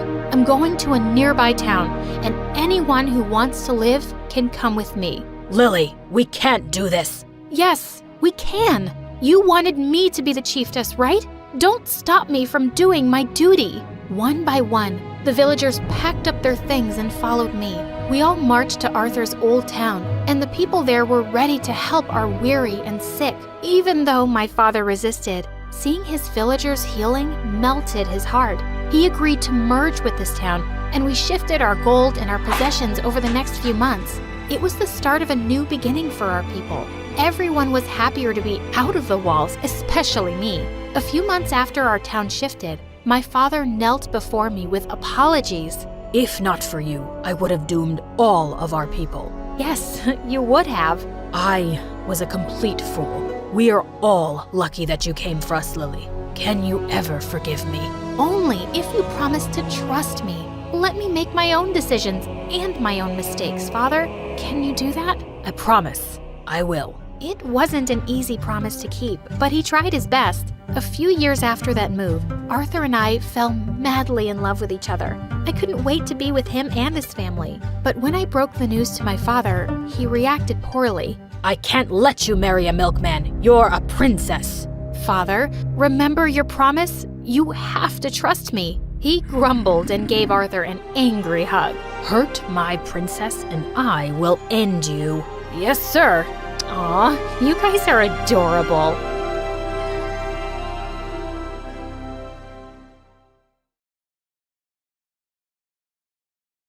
Hi, I'm Nancy, and this is the crazy story of my life events that turned me upside down from being a poor maid to becoming the Prince Charming's girl. I was just a baby when my parents died in a car accident. My aunt took me in, and even though she was a poor single maid with not much to get by, she loved me like I was her own. Once when I was 4, Aunt came home on Christmas Eve looking bone-tired. But when she took off her hat, I almost fell down in shock. Her long, beautiful hair was all gone. She looked like a boy. Don't look so worried. It'll grow back. I sold my hair because I didn't want another Christmas to go by without you having a present. She took out a beautiful necklace with my name on it and put it around my neck.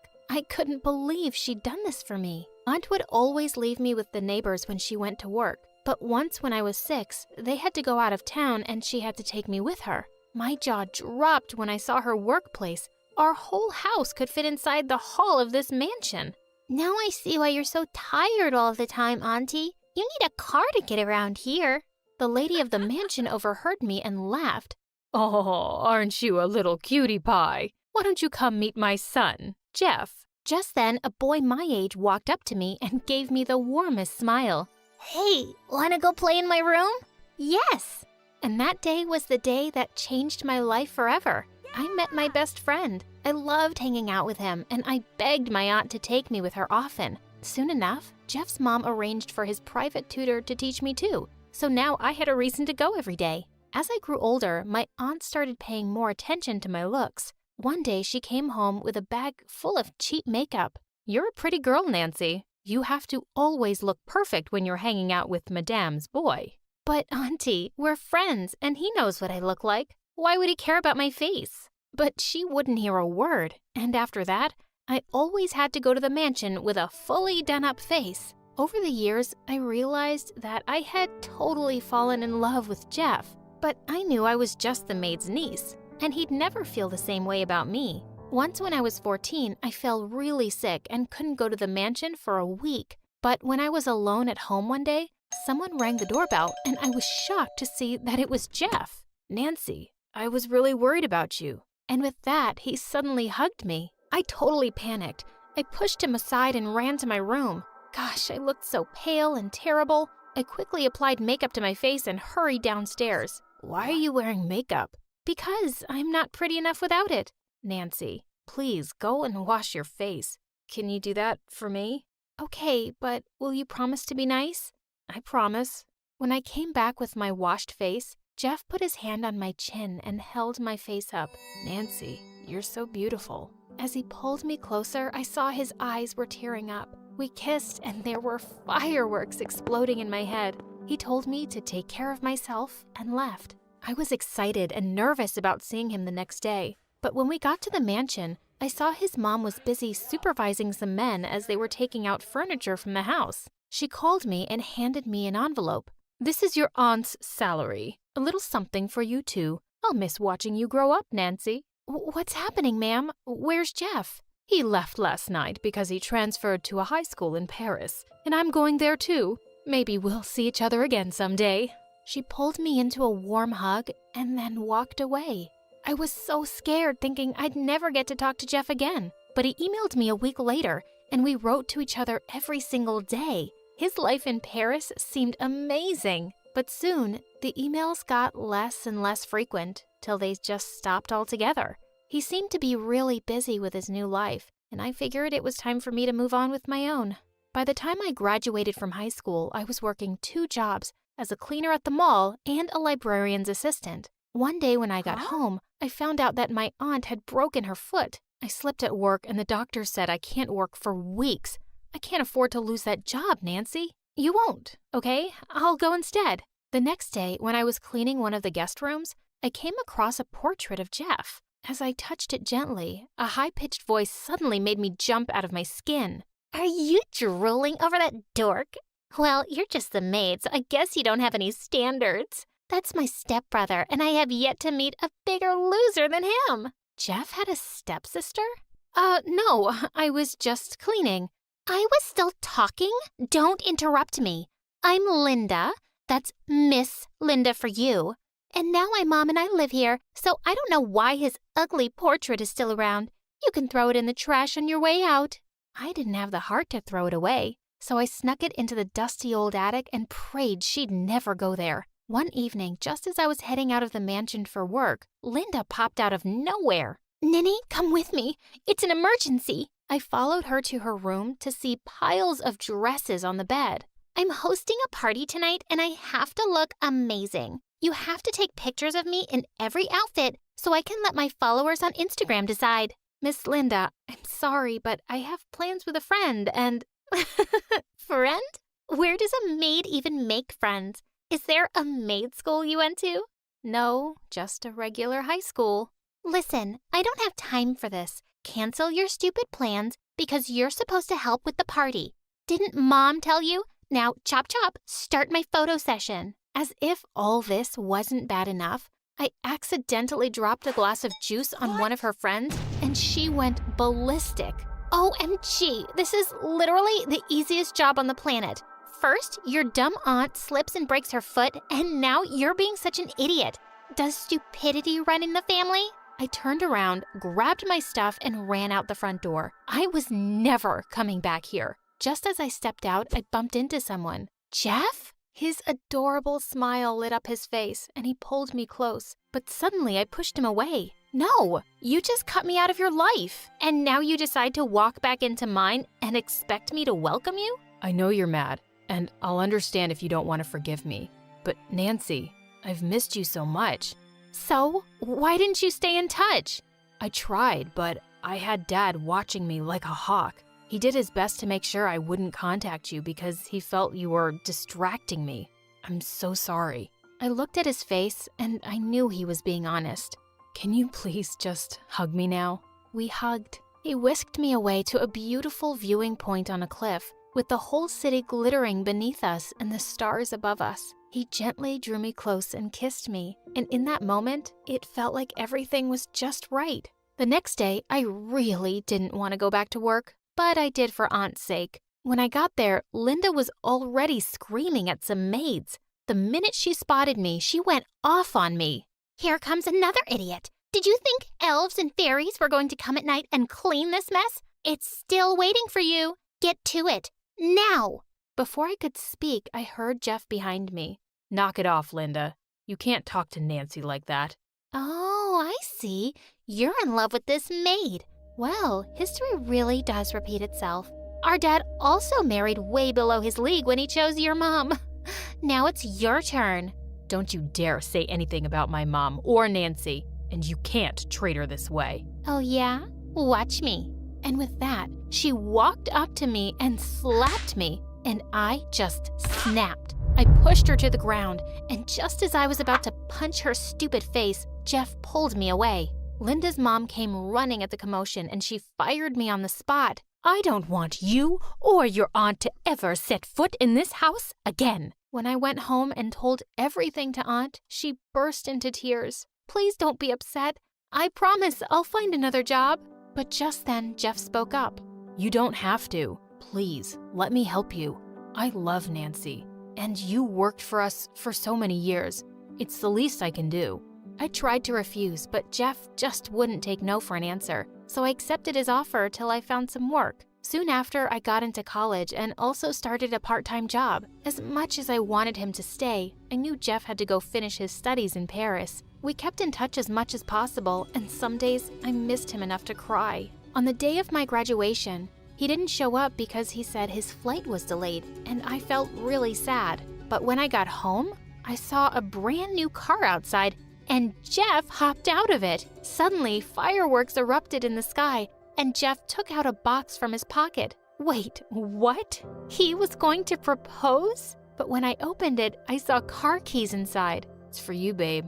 And here, this too. He handed me a letter, which was an offer to work at his dad's company. I squealed with joy and kissed him. Just a few weeks after I'd started working, I landed a big client for the company. Everyone gathered around in the conference room to congratulate me, and I rose from my seat. All those years when I was a maid, I could only dream of working in a place like this one. Some dreams really do come true, and I'm so grateful. Snap out of it, you idiot, because you don't belong here.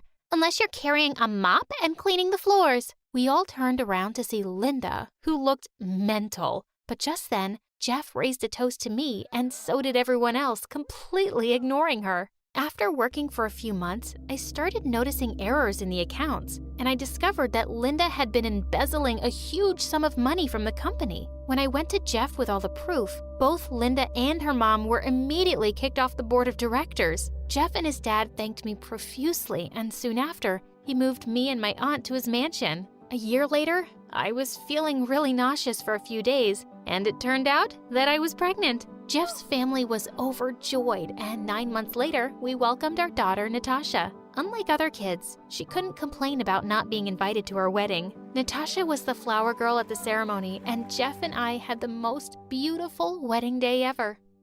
Hi, my name is Hannah, and this is my crazy story. Please like and subscribe. Growing up, it was just me and my mom, and she was my best friend. We watched movies all weekend, baked delicious cookies, and she even homeschooled me so we could spend more time together. But when we did leave the house, Mom had this weird idea that someone was following us. She was always checking over her shoulder and looking around corners. "Shut the blinds and turn off the lights." There was a man with mysterious packages right behind us on the way home. Mom, that's just our new neighbor. Look. And his mysterious packages are just grocery bags. But Mom was always so paranoid, and I didn't understand why. Soon after I turned 13, though, everything changed. Mom got really sick. She was at the doctor every day, but she wasn't getting much better. And soon she had to move into a care center. "Sweetie, you're gonna have to live with your dad for a while." "My dad? But you've never even talked about him. He's a complete stranger to me." "I know, but we don't have a choice right now. I need someone to take care of you. I'll come and get you soon, I promise." Dad lived in another city, and a helicopter came to pick me up the next day. I felt miserable the entire way there. I already missed Mom. But when we landed at Dad's house, I couldn't believe my eyes. It was a castle, and Dad was waiting for me outside. I looked just like him. It was weird seeing him for the first time. "I am so glad to meet you, Hannah. Why didn't you try to meet me before?" "Your mom never told me about you till now, sweetie. But that's all in the past. We finally get to know each other, and I have my heir to take over the family business." And when I found out what that was, I couldn't believe it. Dad was a billionaire spy. The maids took me to my room, and it was ginormous. It even had a hot tub. Dad got me a whole new wardrobe and even a sweet little puppy. Life was good. One day, while I was sunbathing by the pool, Dad came to sit next to me. "Now that you're comfortable here, you need to start your training." "Huh? My training?" "Yes, your spy training. I work against dangerous people, and you need to know how to protect yourself." "What kind of people?" "Trust me, honey. You'll need to be prepared." After that, trainers woke me up at dawn every single day. Instead of going to school, I went to an arena. They taught me how to fight, how to hide from bad people, and how to sneak around. After a while, I got good at it, and it was really fun. Mom was getting better, but she still wasn't able to leave the care center. We called each other every week, but she was not happy when she found out about my training. "What is your dad thinking? I'm so mad at him."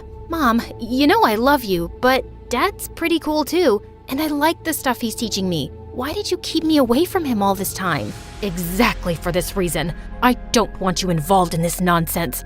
I just want to keep you safe." "But I am safe, Mom. I can take care of myself now. Everything's fine." "I'd come and take you away right now if I could. But I actually called to tell you that I need to go away to Europe for my treatment, and you'll have to stay with your dad a little longer." After that, Mom yelled at Dad on the phone, and it didn't make me happy to see them arguing. But I was on Dad's side. I was really thinking I could help with the family business. I distracted people when Dad snuck in and gathered information. Sometimes I even went alone on missions. No one ever suspected a kid like me, and over time, my missions grew more frequent. Dad wanted a normal life for me too, so when I was 14, he enrolled me in a school for billionaire kids. On the first day, the school bully Christy and her minions cornered me in the locker room. "You're the new girl, huh? Well, if you want to be at this school, you have to earn it." "Oh yeah? Bring it on!" To my shock, they pounced on me, but my training kicked in and I used my moves to slip out of the pile. They were left fighting each other. When they realized what was happening, they were so mad. "You're gonna pay for this, witch." "Yeah, okay. Bye now." I was suddenly popular after that. All the kids wanted to be my friend, and the coolest boy in school even came up to me at my locker. "Hey, I'm Leo. Do you want to hang out sometime?" He was so cute. Of course I did. Leo and I hung out every day, and we grew close. I wanted to tell him about my job, but Dad insisted I couldn't. "It's too dangerous, Hannah. If anyone found out what we really do, we'd have to move from here and start over." I certainly didn't want to move, so I kept my spy life a tight secret. The school dance was coming up, and I wanted Leo to ask me out so bad. But every time I thought he was about to, my cell phone would go off and I'd be pulled away for some mission. "Dad, does it really have to be me?" "The detectives on the case requested you specifically, Hannah." I had to whiz away in a private jet and fight off some bad guys. but I helped the detectives put away a big jewel thief they'd been at for years, so I guess it was worth it. When I got back to school the next week, all I wanted to do was talk to Leo, but he was talking to Christy. I knew she wasn't really interested in him. She just wanted to get back at me. Oh, hello, Hannah Banana. Looks like I'll be going to the dance with Leo. What? Over my dead body? I don't know what came over me, but I attacked her. The principal had to break us up, and she called our parents. Dad was so disappointed in me. You know you're not supposed to use your skills unless you're on a mission, or your life is in danger. You could have really hurt her. I'm sorry, Dad, but she's trying to steal the guy I like. I knew that boy would be a distraction. Maybe I should pull you out of school and have you focus on work only. No, I promise. I'll never fight again. Dad promised the principal I'd be good, and she didn't suspend me. But I was still fuming at Christy. She was all over Leo the next day too, but it seems like Leo wanted nothing to do with her. He even shoved her away when she tried to kiss him in the cafeteria. I couldn't help laughing as Christy ran out of there crying loudly. Later that day, Leo came up to me in the hallway and I felt butterflies in my stomach. Hey Hannah, I wanted to ask you to the dance, but I just didn't think you were into me. Well, till you fought Christy. That was not my best moment. But why didn't you think I was into you? Well, every time we hang out, you always get a call and run away. I thought you might have a boyfriend or something. I don't. I swear, I only have eyes for you. Leo blushed and shyly kissed my cheek. Hannah, will you go to the dance with me? Yes! The school dance was being held in a grand hotel. When I walked into the hall on Leo's arm, Christy was shooting daggers at me. I just smiled and waved as Leo led me onto the dance floor. We danced all night. Then Leo took me up to the rooftop and we watched the stars. Just then, my phone started buzzing. I shoved it away, but it wouldn't stop ringing. Do you need to get that? No, it can wait. I'm here with you tonight. I turned off my phone, and Leo pulled me in closer and kissed me. I'd forgotten everything else by the time we pulled away. Hey look, a shooting star. Make a wish. You know, for the wish to come true, we have to find where the star fell. No way, that's not a real thing. It sure is. Come on, let's go look for it. It'll be an adventure. I knew Dad would be mad at me about not taking the job, but I really wanted to go with Leo. So we drove off to the woods and started hiking around. We were joking about what the shooting star would look like, when suddenly a bear ran out from the trees. I stood frozen in my spot. I didn't know how to fight a frickin' bear. Just then, Leo jumped in front of me, crouched on all fours, and then he howled like a hyena. I thought we'd get eaten alive the next second, but the bear ran away instead. What was that? To scare a bear, I had to act like a creature he'd be afraid of. Basic bear psychology. That's the weirdest thing I've ever seen, but also pretty amazing, Leo. The way you jumped in to protect me? Thank you.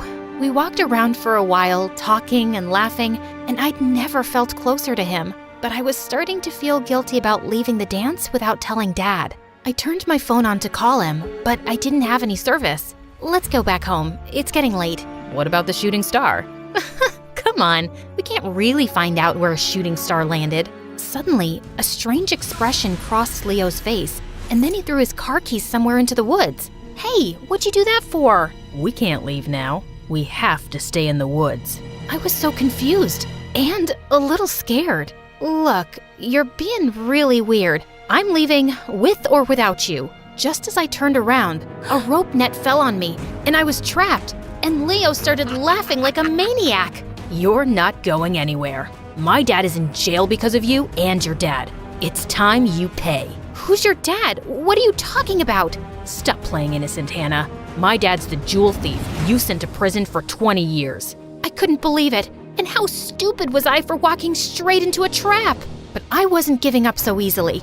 I slid out the pocket knife I always had under my shoe, and while Leo was talking to someone on the phone, I quickly cut my way through the net. When he saw I'd broken free, he dashed off into the woods, and I was right behind him. He led me to a clearing with an abandoned bunker, but I pinned him to the ground before he could get in. We fought each other like crazy, and I finally seemed to have knocked him out. Just as I was about to tie him, he suddenly grabbed my ankle, but then someone kicked him away like a ninja. Mom? What are you doing here? Keeping you safe, just like I promised. She tied up Leo and we left him in the bunker. Mom sent the police to his location to collect him. You have a lot of explaining to do, Mom. When did you come back? How did you know where I was? And since when do you kick like that? I landed yesterday and was coming to get you. And I knew your location because those earrings you've always worn have trackers in them. Also, I'm a trained spy. Well, I used to be. What the? You're a spy? You mean like Dad? Like me? Mom told me the craziest story. She said it was love at first sight with my dad, but she knew him as a wealthy businessman when she married him, and she never told him she was a spy. And when I got pregnant with you, I decided to give it all up. But then I discovered that your dad was a spy too. It was a huge shock, and it wasn't something I wanted my child to be around. I left him a letter saying I knew his real identity, and I didn't want to live with a dangerous man. I didn't even tell him I was pregnant. And well, I was good at hiding. All I really wanted was to keep you away from all this risky spy business. But it's literally in my blood. Wait a minute, Mom, where are you going? You just took an exit out of the city. We're leaving this place. I have to keep you safe. God knows what would have happened if I hadn't found you tonight. Mom, stop. Stop right now or I'll jump out of the car. I'm trained to do that. I swear I will. Mom had no choice and she parked to one side. I'm a spy now, whether you like it or not. You'll just have to accept that. And how could I not be safe? I've been trained by the best, and I have you and Dad as my parents. Please, I want you both in my life, and Dad doesn't deserve to be abandoned again.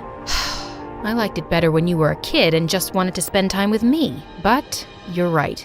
Mom turned around and drove me to Dad's place, and when he saw me, he hugged me tight. Oh, thank God you're okay. I've been worried sick. The police told me they got Leo, but I had no idea where you'd gone. He stopped short when he spotted Mom. Eleanor, it's been so long since I last saw you. Yeah, like 15 years? Mom, don't you have something to tell Dad? Come on, tell him how you found me tonight. I think I already know. I'm aware of her skills as a spy. What? You know? When you disappeared, I was devastated and spent months tracking you down. I eventually found out you were a spy too, and for some reason, you'd stopped working as one. Soon enough, I found out that reason was Hannah. That's why you left me. And I stayed away because it seems like you really didn't want me around our daughter. How come you never told Hannah I was a spy too? You never told her, and I had to respect that. It wasn't my story to tell. As the two gazed into each other's eyes, I already knew what my next mission would be. Seriously? Aren't we the coolest? We're a whole family of spies. Mom, you gotta stay for dinner. Dad and I have so much to tell you about our missions. And Dad, you gotta hear how Mom kicked some serious butt tonight. As we all walked in, I couldn't help feeling excited at the idea of being a complete family with the craziest secrets.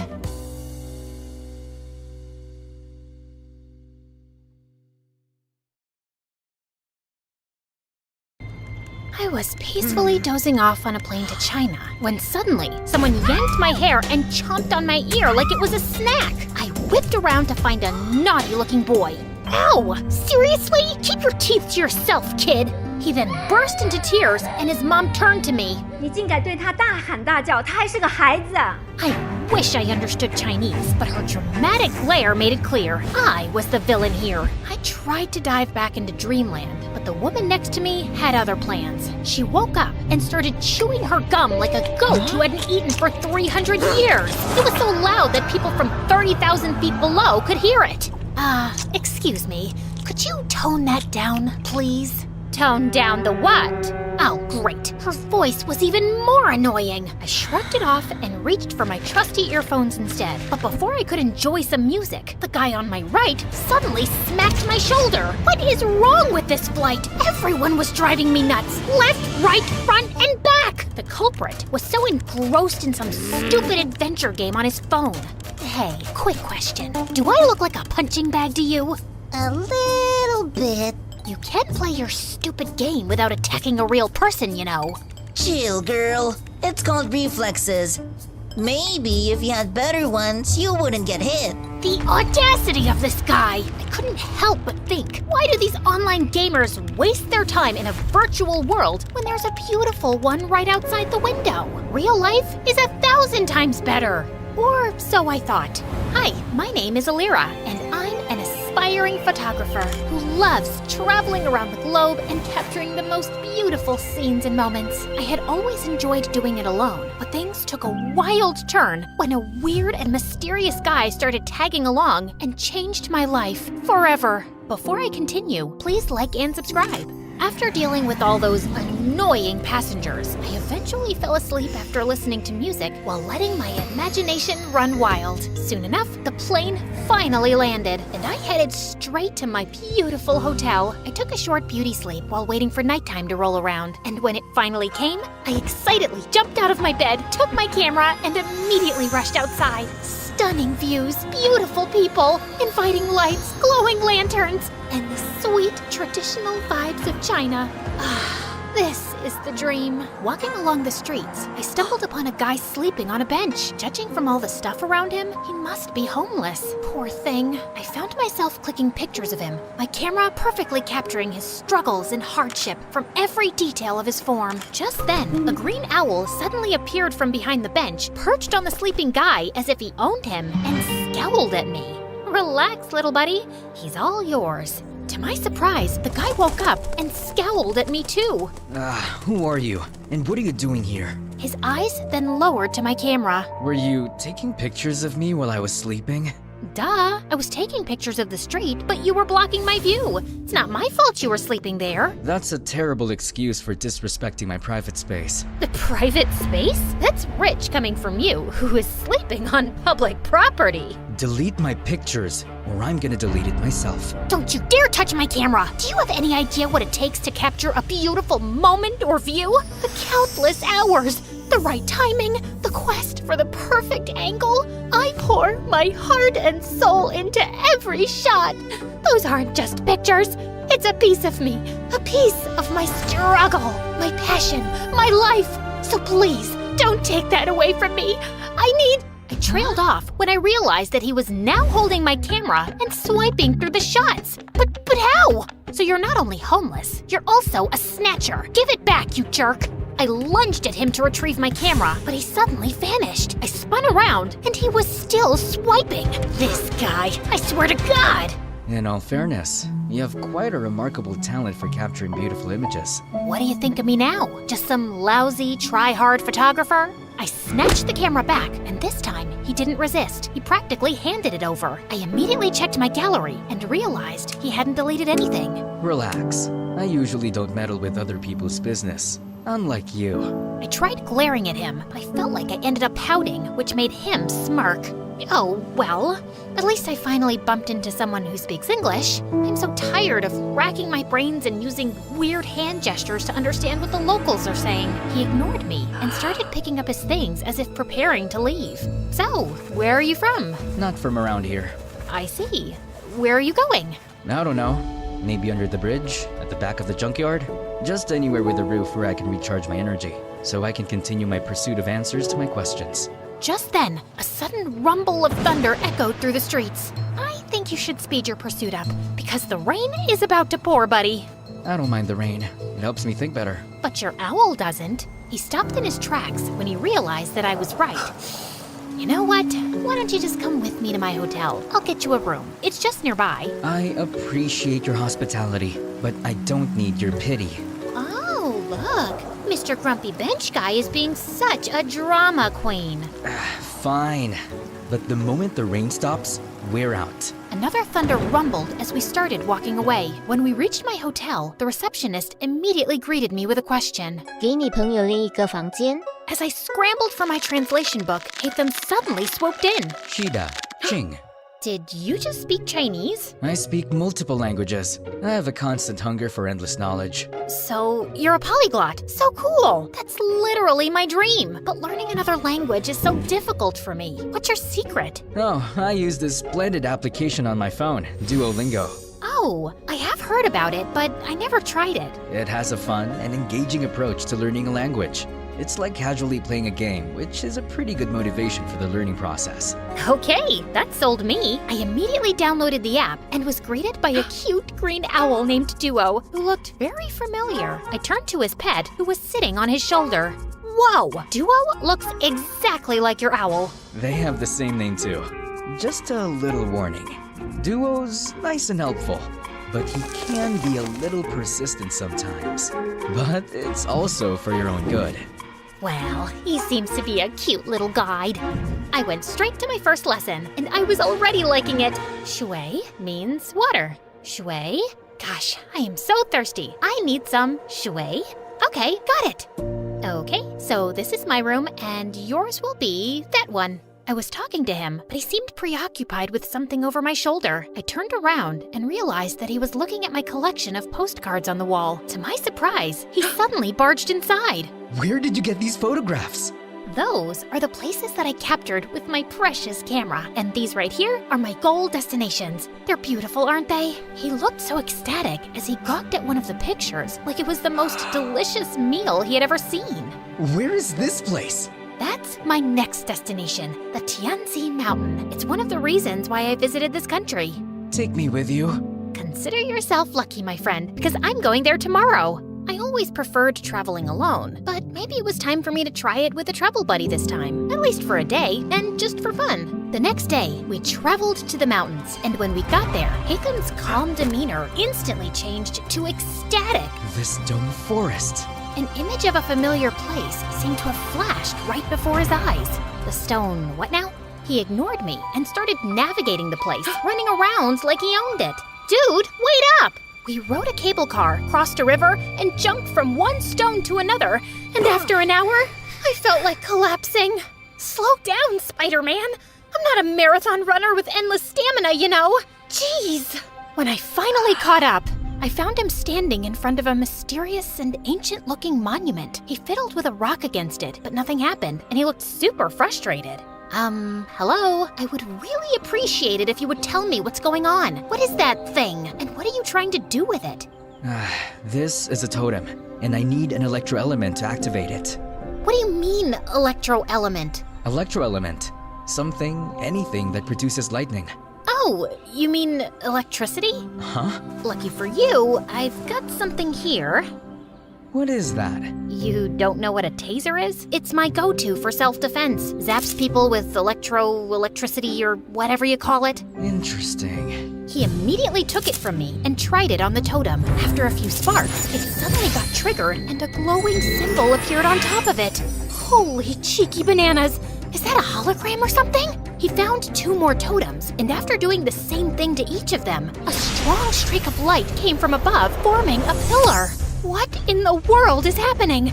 Is this some kind of secret experiment from the government? And what's your deal with all of this? I've been traveling from place to place looking for these runes. Since I'm not from around here, I don't know where to go.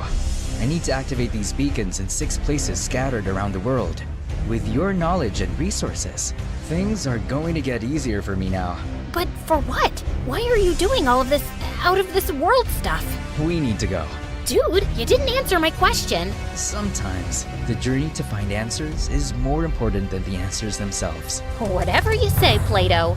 After activating the first beacon, we embarked on a thrilling and action-packed adventure of a lifetime. After Tianzi Mountain, we rushed straight to Huanglong River, which Haytham kept calling Luhua Pool Liu. There, we had to light up some fire totems. There were 5 of them, but according to him, only 3 needed to be activated. Of course, those 3 we needed were surrounded by water. Great, right? Haytham was all business, using his fancy tricks to get those waterlogged totems blazing, while I just snapped pictures of these outrageous moments. Our next stop was the breathtaking Matterhorn in Switzerland, aka Dragonspine, according to my travel buddy, where we faced a puzzle with circular platforms and wall signs. The place was so cold that I had to huddle by fire torches just to keep myself from turning into a popsicle. I let Mr. Mysterious Smarty Pants solve the puzzle by himself, while I continued my Duolingo sessions. You know I can't miss those streaks. With each beacon we activated, I felt a mixture of excitement and curiosity. What was this leading to? And why did it feel like the world had turned into one big adventurous playground? During our flight to our next destination, I found myself fully immersed in my new favorite app, Zinchao Tentoila Elira. You could take a break sometimes, you know? I need to learn the basics, at least for now, and I like how Duo keeps reminding me with his cute little expressions. When we finally reached Vietnam, I decided to try out what I learned by asking the locals about the directions. Xin lỗi, bạn có thể trong tôi đoán. The woman stared at me as if she was solving the most difficult math puzzle.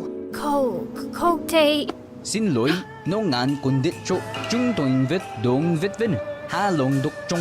Được chứ, bạn chỉ cần đi thẳng, rồi đi qua cái cây khổng lồ kia. Sau đó rẽ phải và đi bộ khoảng 200 mét sẽ thấy một khoảng đất trống. Okay, I guess it was too early for me to attempt a conversation. After learning the direction, Hatham continued walking towards the bay. Ugh, why is this guy so good at everything? You still have a long way to go, Elira. I literally just started. Just wait and see. I'll be leading the leaderboard with an unbeatable streak in no time. I commend your determination. Keep it up. Soon enough, we were greeted by the beautiful emerald waters and towering limestone islands of Halong Bay, or as Hatham called it, the Golden Apple Archipelago. While I was snapping pictures left and right, Hatham got to work immediately. He solved a music rock puzzle thing, and after activating the place, we toured around the city and enjoyed their local food. I even tried conversing with the locals with the help of my brilliant travel buddy. It got me even more determined to learn more, so during our flight to Scotland, I got really busy with leveling up and earning rewards. I never knew that learning could be this fun. Learning could also be done in silence. Sorry. And soon, we finally reached our next destination, the Isle of Skye in Scotland, or as Hatham called it, the Star Snatch Cliff, Mondstadt. After walking around, we came across a green fan-like object. I watched in amazement as he applied some wind pressure to activate it, unleashing a powerful upward current. Whoa, that's so dope! So, what's next? Time to fly. After taking a large cloth from his bag and holding onto it, he wrapped his arm around me, and we gracefully floated in the magical breeze. I never thought I would experience flying like this, not even in my wildest dreams. If this is a dream, I hope I can keep enjoying it and not wake up too soon. Our imaginations know no bounds, Elira. They possess the extraordinary ability to unlock infinite possibilities. We then found 2 more fans along the way before we finally activated the totem at the top of the cliff and summoned the pillar. I stood there for a while and looked ahead at the seemingly endless horizon, thinking about how Hatham sees this beautiful world in his own vision. Finally, we were down to the last one, Deshra Desert Sumeru, or as we call it, the Great Pyramids of Egypt, my favorite. Hatham looked so nervous and excited while I was taking some pictures of the legendary structures. After hours of touring around, I followed him as we headed to the group of old, weathered columns. So, how do we solve this one? We need to hit the larger columns until you match them with a corresponding symbol on the smaller columns beside them. Match all 3 big ones to the smaller ones to summon the last pillar. Aye aye, Captain. I grabbed a tree branch lying nearby and used it to help him hit the columns until we finally summoned the last pillar. All the pillars scattered across the world that we activated should be glowing now too. I dropped my jaw in amazement when their fusion created a swirling, glowing vortex or something. Is that a freaking portal? Yes, it's a portal back to my world, Elira. To your world? So there's indeed another world out there? Before he could answer me, the earth beneath us mildly shook, and a horrifying creature suddenly appeared right in front of us. Holy crunchy potatoes! Is that a transformer? Did Hatham summon that machine from their world? What if he was actually a bad guy who was set to ruin our world? Oh my gosh, what have I done? I wasn't ready to say goodbye to our beautiful Earth just yet. I have yet to discover the other wonders of... My paranoid voice trailed off when I realized that Hatham was gone. Just then, I felt a strong, glowing presence behind me. I slowly turned around and saw him and Duo ethereal green mirrors popped in and hovered around Hatham, radiating a brilliant emerald light that almost blinded me. He then started fighting the monster, moving with grace and precision, consistently blending freestyle moves and rotational attacks with his sword and abilities. Watching them fight was mesmerizing, as if I had been transported into an epic video game. He unleashed a barrage of reflective attacks, boomerangs slicing through the air, slashes carving through steel. Each hit dealt a lot of serious physical damage. Soon enough, the terrifying machine was finally defeated. Dude, you were so cool! How did you do that? I don't need to fight. I only need to think. Everything else is connected. All I have to do is find the weakest link, deal with the causal factors, and everything else tends to resolve itself. Okay. enough with your deep philosophical words, dude, and maybe start explaining everything to me properly. You know, I've been following you around like a dumb little kitten and catching up with your stamina. As a gratitude for helping me, you deserve to know the truth. My friend Kaveh and I were trying to open a domain, but something went wrong. It started malfunctioning. The rule is to hit these columns using a physical attack and never use any elemental attack. Kaveh didn't know this, so he used his elemental skill because he thought it was more efficient. It made a different reaction to the process, and instead of opening a domain, it opened a portal that connected to the human world. And before I knew it, it started sucking my friend. I tried to save him, but I was the one who got pulled inside instead. I got teleported here, which was a very different place, and I have been finding my way back for quite a long time. Thanks to my friend Duo here, who also got accidentally teleported for some reason. He's been my companion since the day I got here, and he's the one who has been helping me learn the different languages of humans. Now that makes sense. And no sense at the same time. I swear, I'm stuck in a fantasy adventure novel. Anyway, I'm glad that you finally made it. I appreciate all your help in this journey of mine, Alira. As much as I wanted to discover more about your interesting world, I need to return. Tevat needs me. Oh, well, traveling won't be the same anymore without you. I'm gonna miss you a little bit, I guess. Boy, bam, bam, eat that monkey butt. All right, Hatham, time for some snacks. Ever since I started appreciating video games, I became the annoying passenger this time.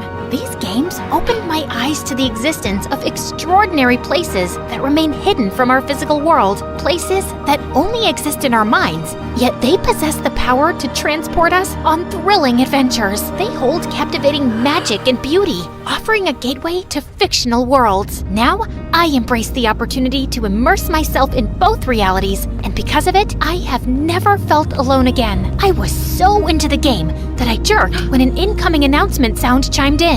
Ladies and gentlemen, this is your captain speaking. We will begin our final descent to Paris shortly. And now, it's time to explore the famous beauty of Paris. Bonjour, comment allez-vous? Wait, is it allez-vous? Allez-vous? Bonjour, comment allez-vous?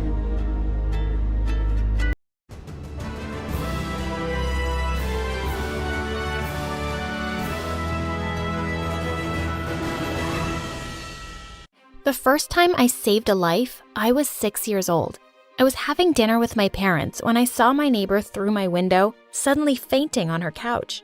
I suddenly felt a pain in my chest, and I knew that she was feeling it too. That lady was in danger. I made my parents follow me to her house and call 911.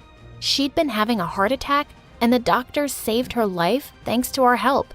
That was the day my powers were recognized. You see, I've always been a bit different from others around me. My parents didn't realize it for the longest time. They thought it was just funny that I burped every time they did. They loved me for how I always seemed to know how they were feeling. I was the dream daughter, but they never thought that I was some kind of medical marvel.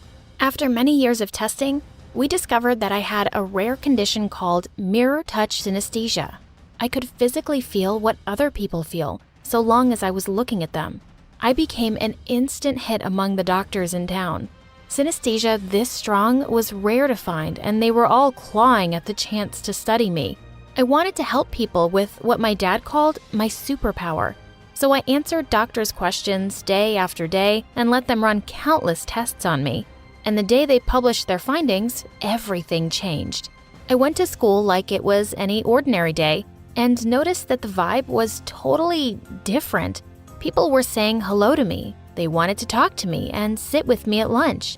Wait, what? I'd always been the weird, emotional loner. Why was I suddenly Miss Popular? Everyone was curious about me and wanted my attention. Even Selena, the most popular girl in school. When I was heading to class, she pulled me aside. You're the girl who can feel people's emotions, right? Yes? Great. I need you to do something for me. Apparently, Selena was in a crisis. She was sure her boyfriend was cheating on her, and she wanted me to watch him while she asked him the truth. He's too good a liar. The only person he can't lie to is you, Lucia.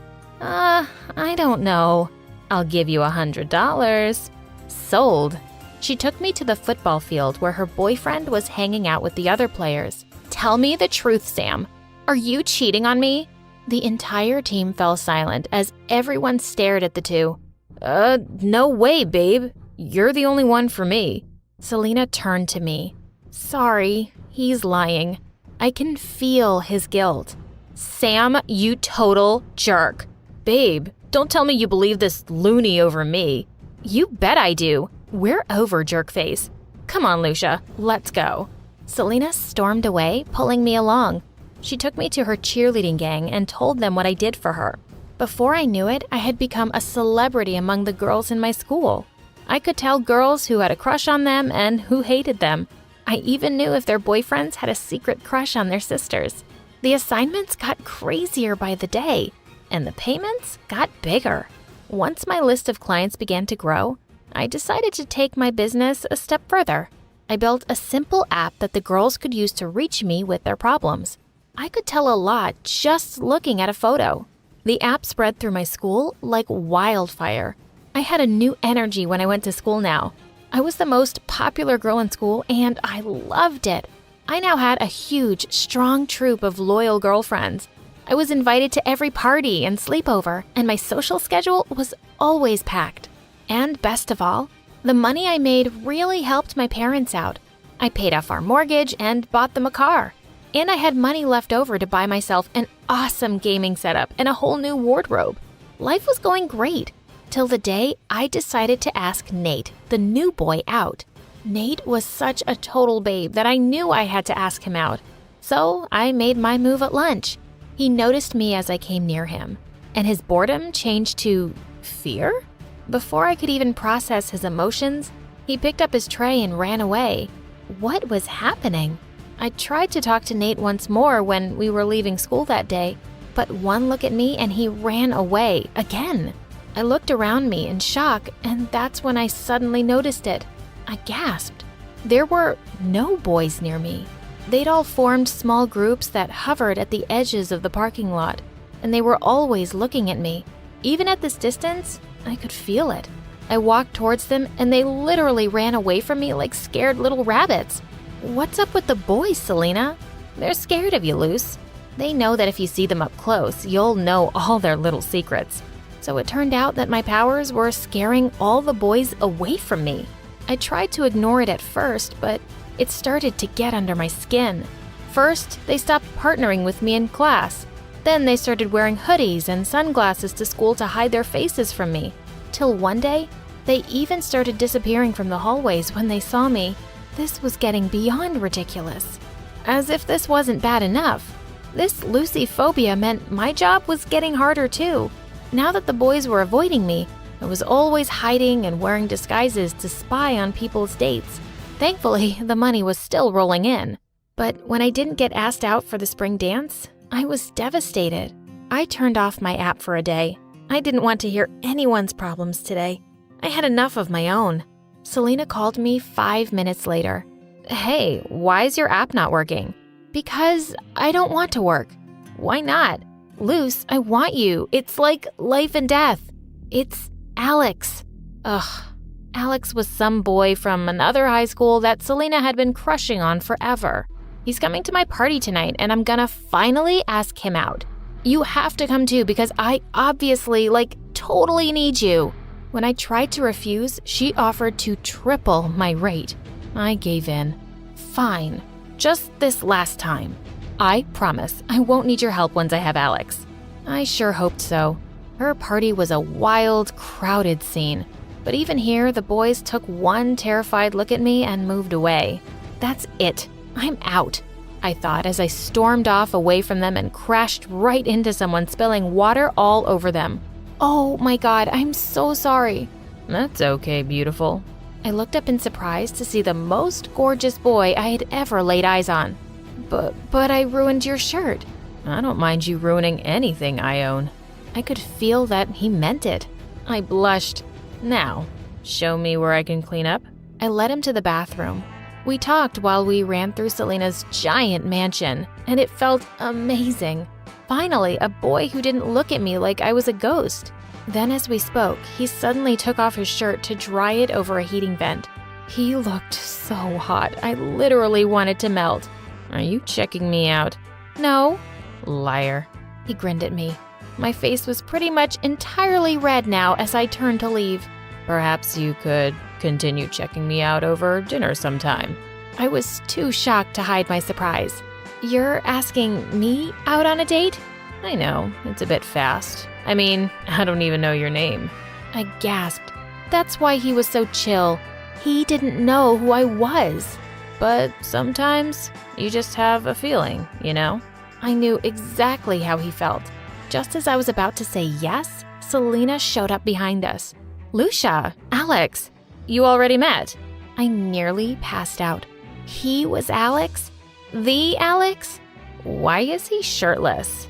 Alex answered her while I mentally kicked myself repeatedly, hard. I wanted the one guy I couldn't have tonight, and he wanted me. But that didn't matter. Selena quickly texted me to go away and watch them from a distance because she was gonna ask him out.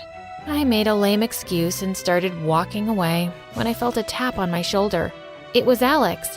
Hey, before you go, were you gonna say yes? I panicked and blurted out, yes to what? Going out with me? Sorry, no. I walked away hurriedly and sat with them in my vision. I watched Selena ask him out. I felt Alex's disappointment as he said yes. I was disappointed too.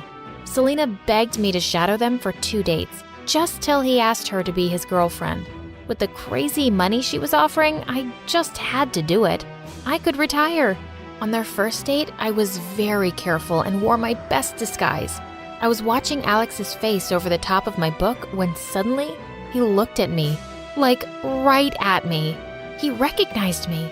I could feel his confusion and amusement. He was about to come over. I panicked and slid under the table. Nice outfit, Lucia. He walked away without waiting for a reply.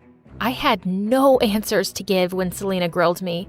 I can't believe he spotted you. Ugh, look, I need you there when I ask him to be my boyfriend.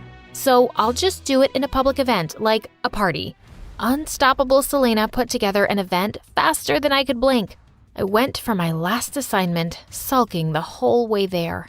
But then I saw Alex at the party, and he made my heart hurt. Where on earth would I find a boy like him again? Are you ready? I nodded grumpily. She took Alex aside and told him how she felt. The first thing I felt was Alex's polite but firm no. I could sense Selena's anger and disappointment as she turned around and ran away. Just then, Alex turned and walked right up to me. You're not a very good spy, but you're a very good friend. Helping Selena out like this with your powers when you clearly have a crush on me. My face was red again. So what? You have a crush on me. Yeah? But you know what I do. Why aren't you running like the other boys? Because I have nothing to hide. Plus, you're just too gorgeous to ignore. Will you go out with me? Just don't ruin my shirt. I finally said yes. It was so exciting to finally go out on dates with an amazing person. I was blissfully happy till the day I walked into Alex's prom, totally unaware of what was waiting for me inside. All the girls from my school were here. Selena was here too, and she walked up to the stage pointing at me. There she is, girls. There's the awful girl who promised to help me and then stole my boyfriend. The girls began to boo me loudly. Let this be a warning to all of you. Never, ever hire Lucia ever again. The girls began to boo even louder. I wasn't even dating Selena. She's nuts. It's okay, Alex. I could feel the hatred of literally 100 girls right now, but I really meant that. I was done helping them. My life at school went back to usual and people quickly forgot I even existed. They left me alone, but this time I wasn't lonely. I had a lot more confidence and an amazing boyfriend by my side who loved me. With Alex and my parents' support, I finished my education in psychology and began to help people as a licensed therapist. I finally started using my powers the way they were meant to be used, to save lives. Hi, I'm Valerie from Portland. Please like and subscribe. I didn't know anything about my parents, except what the warden at the orphanage always told me. She said she found me on the doorstep one night with a note. This is our 12th daughter, and she's a weak little thing. Take good care of her because we don't wanna. Growing up, I felt angry that my parents had abandoned me because I was weak. And so I decided I'd be the strongest girl ever. I loved running and swimming and could easily beat the older girls. And I was scared of no one. This made me a natural leader at the orphanage. If anyone had a problem, they'd come to me, especially if it involved bullies. There was a reason everyone called me Miss President around here. Well, that's because I told them to, but I'd earned my title. Like once when I was 13, I was about to join the queue outside the bathroom for taking showers when I saw this mean girl kicking others and pushing her way through. I ran forward and jumped on her. This is your last warning, you weasel. If I see you bullying anyone again, you'll wish you'd never been born. All the girls started cheering and chanting, Valerie, Valerie, Valerie. I looked up and stared at them, and they immediately switched to, Miss President, Miss President. Just then a girl came running and told me the warden had called me, and the warden told me to pack my stuff because I'd been adopted by a really big politician. Her manager was here to take me. Wow, this girl looks so strong and confident. She's perfect. Come, baby. Your brand new mommy can't wait to meet you. Please don't call me baby. My friends and enemies call me Miss President. I was glad to finally get a family, but the girls were really sad to see me go. Then I saw the manager had come for me on a freaking helicopter. It soon landed in the grounds of a huge mansion. I was led to a dining room, and sitting there was a gray-haired old lady with a strict face. Seriously? My brand new mommy looked like an ancient tortoise. And she didn't even look happy to see me. She barely spoke a word, and anytime I slurped my soup or dropped a fork, she glared at me. When I jumped off my seat to leave, she banged her fist on the table. Enough of your bad manners. You can't just leave without asking to be excused. Okay. Excuse me, I'm going. Sit down. I'm not done eating yet, but I need to go. Why? Because I feel a fart coming. The old lady spat out her food. Were you raised by gorillas? That's such a disgusting word. So unladylike. Don't ever use it again. Next time, say the noise that comes from behind. I burst out laughing, but she was serious. Okay, a noise is about to come from behind. So if you don't want to hear it, I gotta go. And with that, I ran. This old woman was whack. As I was running down the hall, I suddenly bumped straight into someone. I looked up to see a lady with the sweetest face. You must be Valerie. Oh, I'm so happy you're here, darling. She pulled me into a hug, and it made me feel all warm inside. As she walked me to my room, she told me her name was Amelia, and the old lady was her mother. She's the one who adopted you, but I've always wanted a daughter too. You can call me Mom if you want to, whenever. I almost wanted to, but I needed to trust her a little more. My room was 5 times bigger than the shared one at the orphanage, and I squealed happily as I looked through the closets. Now this was a wardrobe fit for Miss President. Later that evening, I was asked to dress up and go downstairs to the old lady, and I was surprised to see her surrounded by reporters, and she was smiling at me. Ah, here she is, my lovely new granddaughter. God has blessed me with so much, and I wanted to pay it forward. That's why I've adopted Valerie. I hope this sets an example for everyone to open their hearts like I have. Then she started smothering my face with wet kisses. Oh, so gross. It didn't take a genius to figure out that she was a fake. I didn't like her one bit, but thank God I had Amelia. I loved spending time with her, and soon enough, she got me enrolled in a fancy school. On the first day, I walked into the classroom to a rather shocking sight. Everyone was gathered by the window as a blonde girl was throwing out laptops.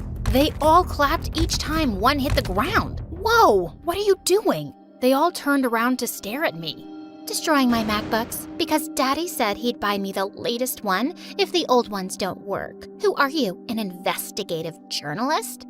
I'm the new girl, Valerie, but you can call me Miss President. She stared at me like I was crazy, then started laughing. I know why you look familiar.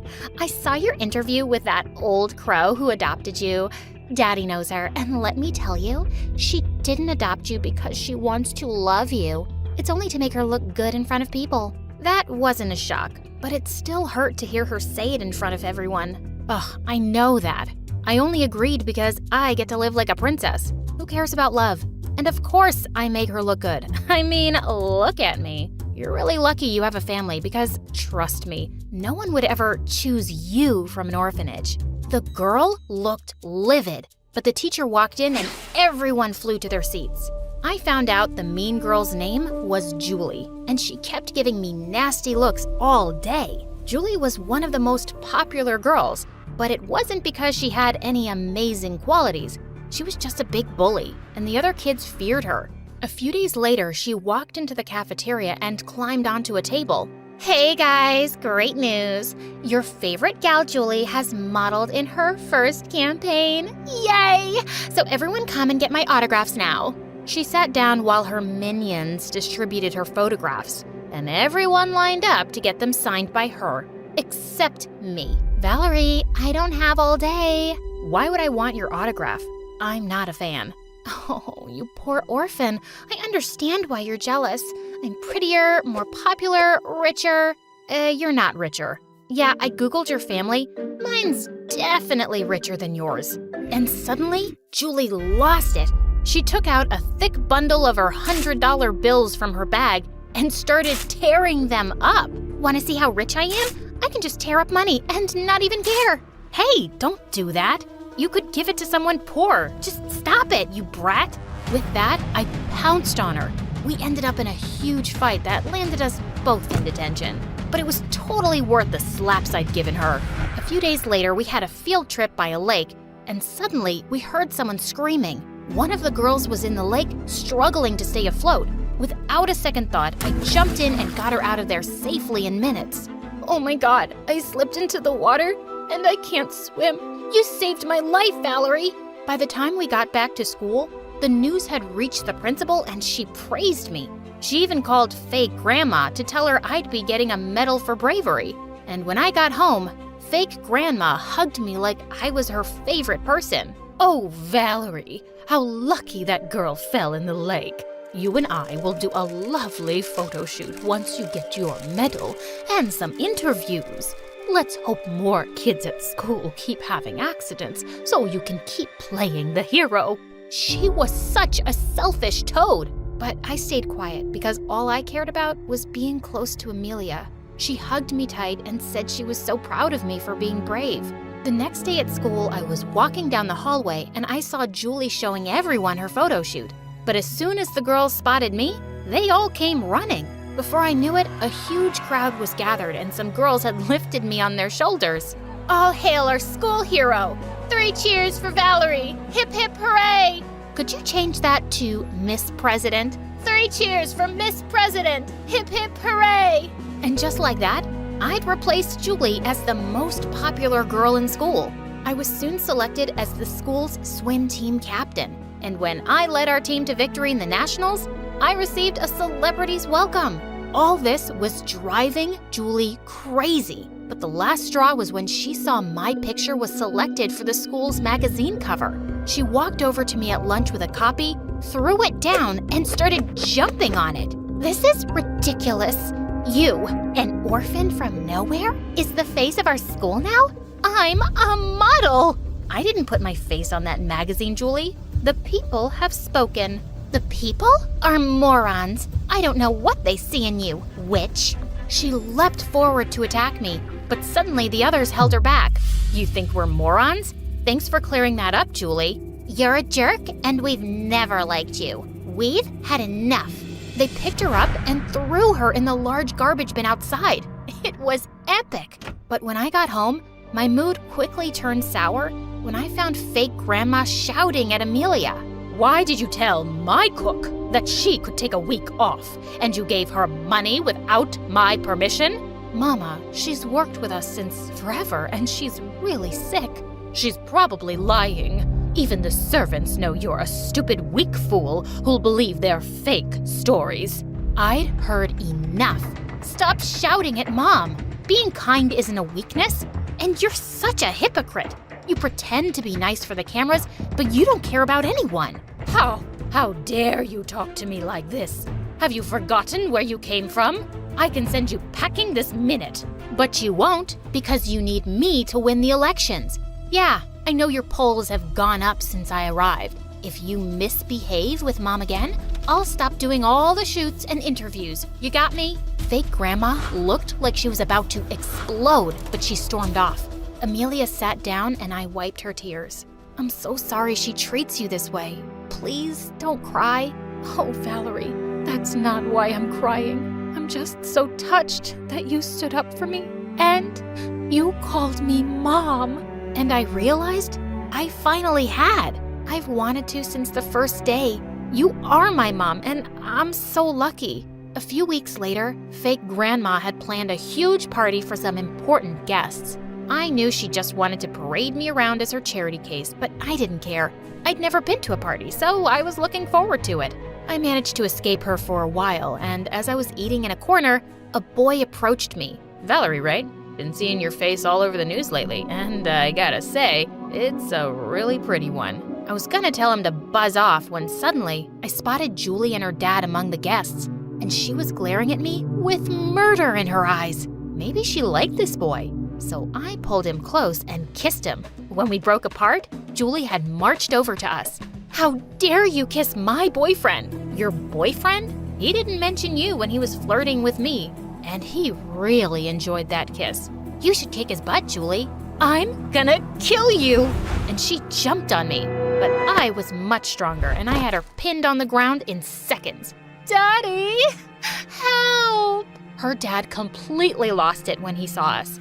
He started screaming at fake grandma that he was pulling out all his money and support from her campaign. He stormed off with Julie, and the old woman grabbed my arm and dragged me to the other room. What have you done? Why must you always act like a savage from some jungle? If Julie's dad doesn't support me, I'm ruined. Go beg him for forgiveness. Fix this. I'm doing nothing of the sort. I have my pride. You'll do it, or you'll leave my house immediately. Then I'll leave your house immediately. And I'm going with Valerie. I'm not living here without her. You want to run after this filthy orphan? Fine. But you won't ever get a single penny from me, you hear? And don't you ever show your face here again. Don't worry, Mama. I won't. Enjoy your house and your money. Mom and I packed our bags and left for good.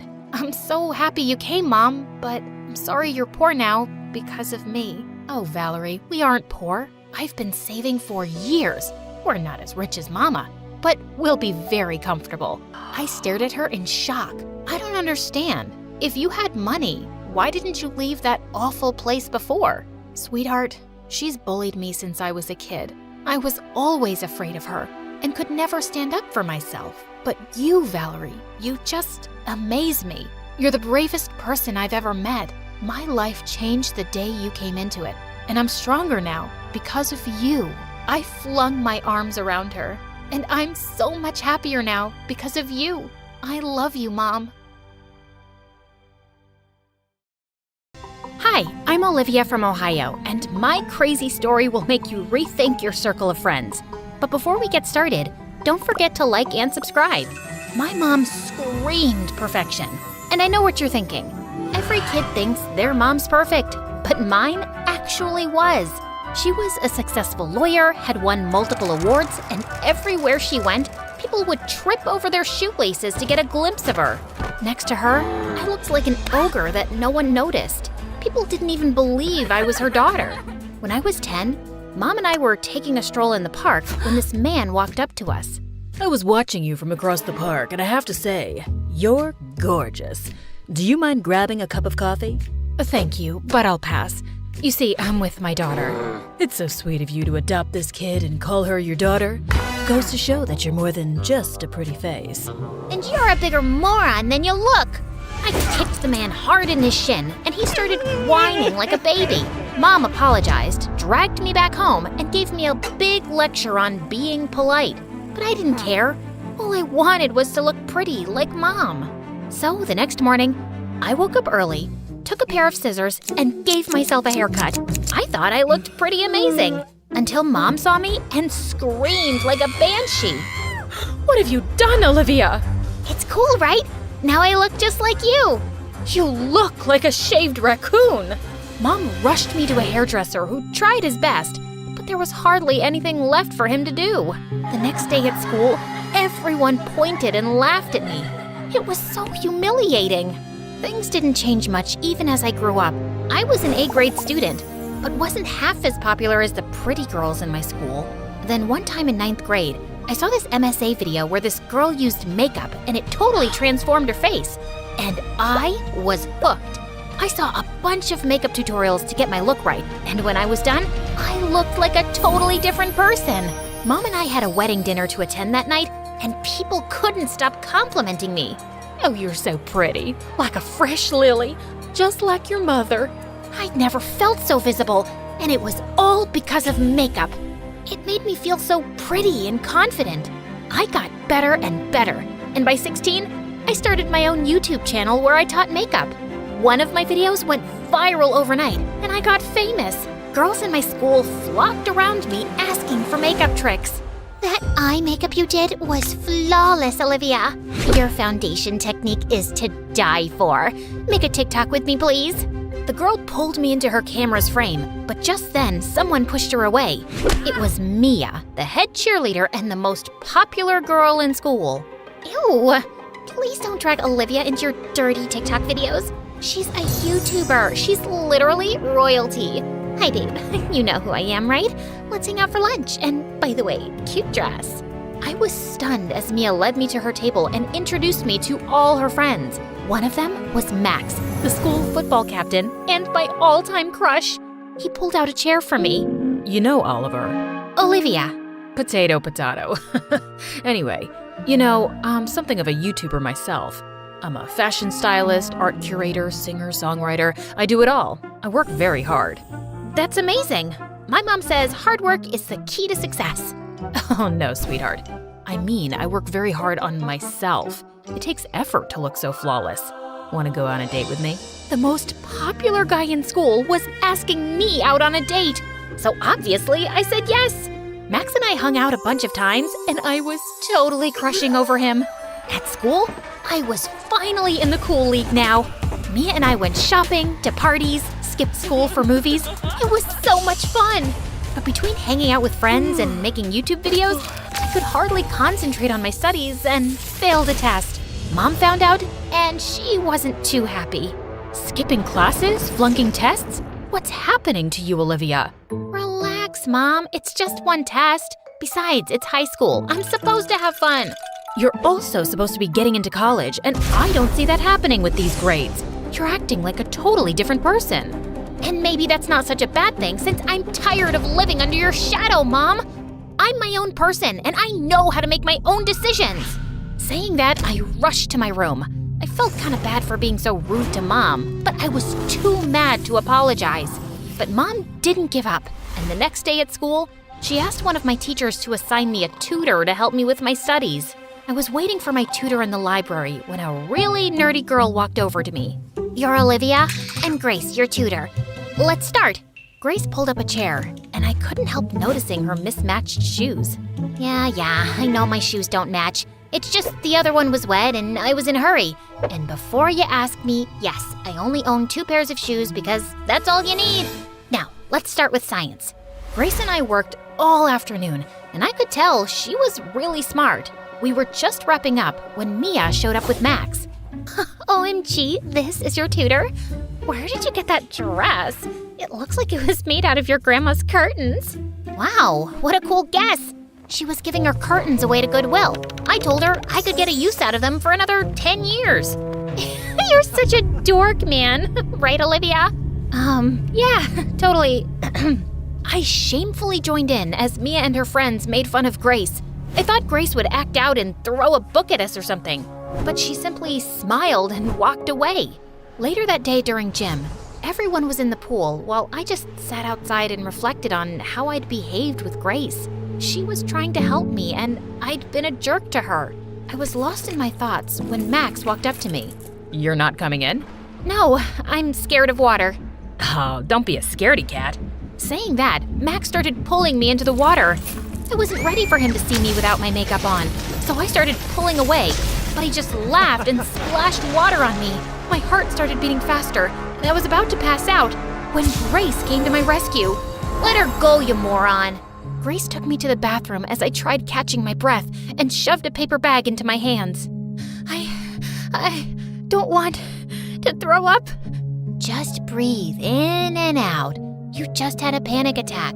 Oh wait, you know what? My mom had this super amazing way of dealing with panic. With that, Grace hugged me tight and started rocking me back and forth. Snuggle, snuggle up, little baby, no need to fear. Mommy's here, we'll soon be out and you'll be free. Okay, I'm fine. Thank God my makeup is waterproof, or it would have been a disaster. That's what you were worried about? I thought you were scared of water. Thanks for saving me. And listen, I'm sorry for acting like a jerk earlier. I was mad at Max for days, but he apologized 1,000,000 times, so eventually I let it go.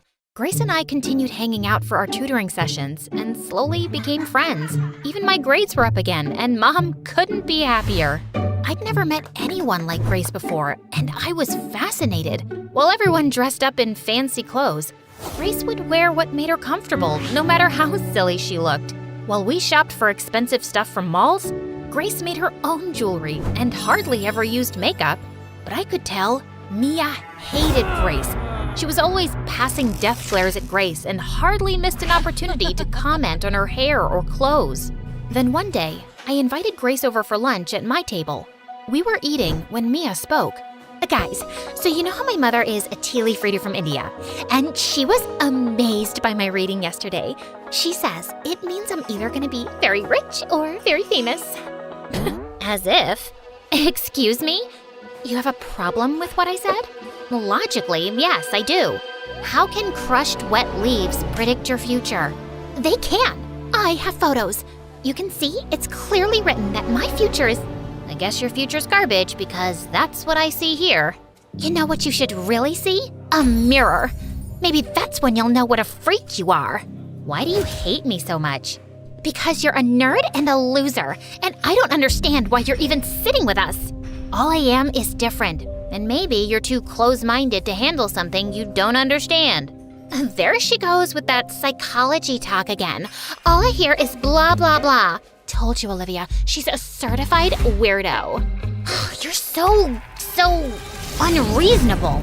An unreasonable jerk. Mia got furious and pushed Grace off her chair. Grace fell and broke her glasses. She then got up and pushed Mia away, and the two of them got into a huge fight. It took all my strength to pull them away. I dragged Grace to the side. What is your deal? She hit me first.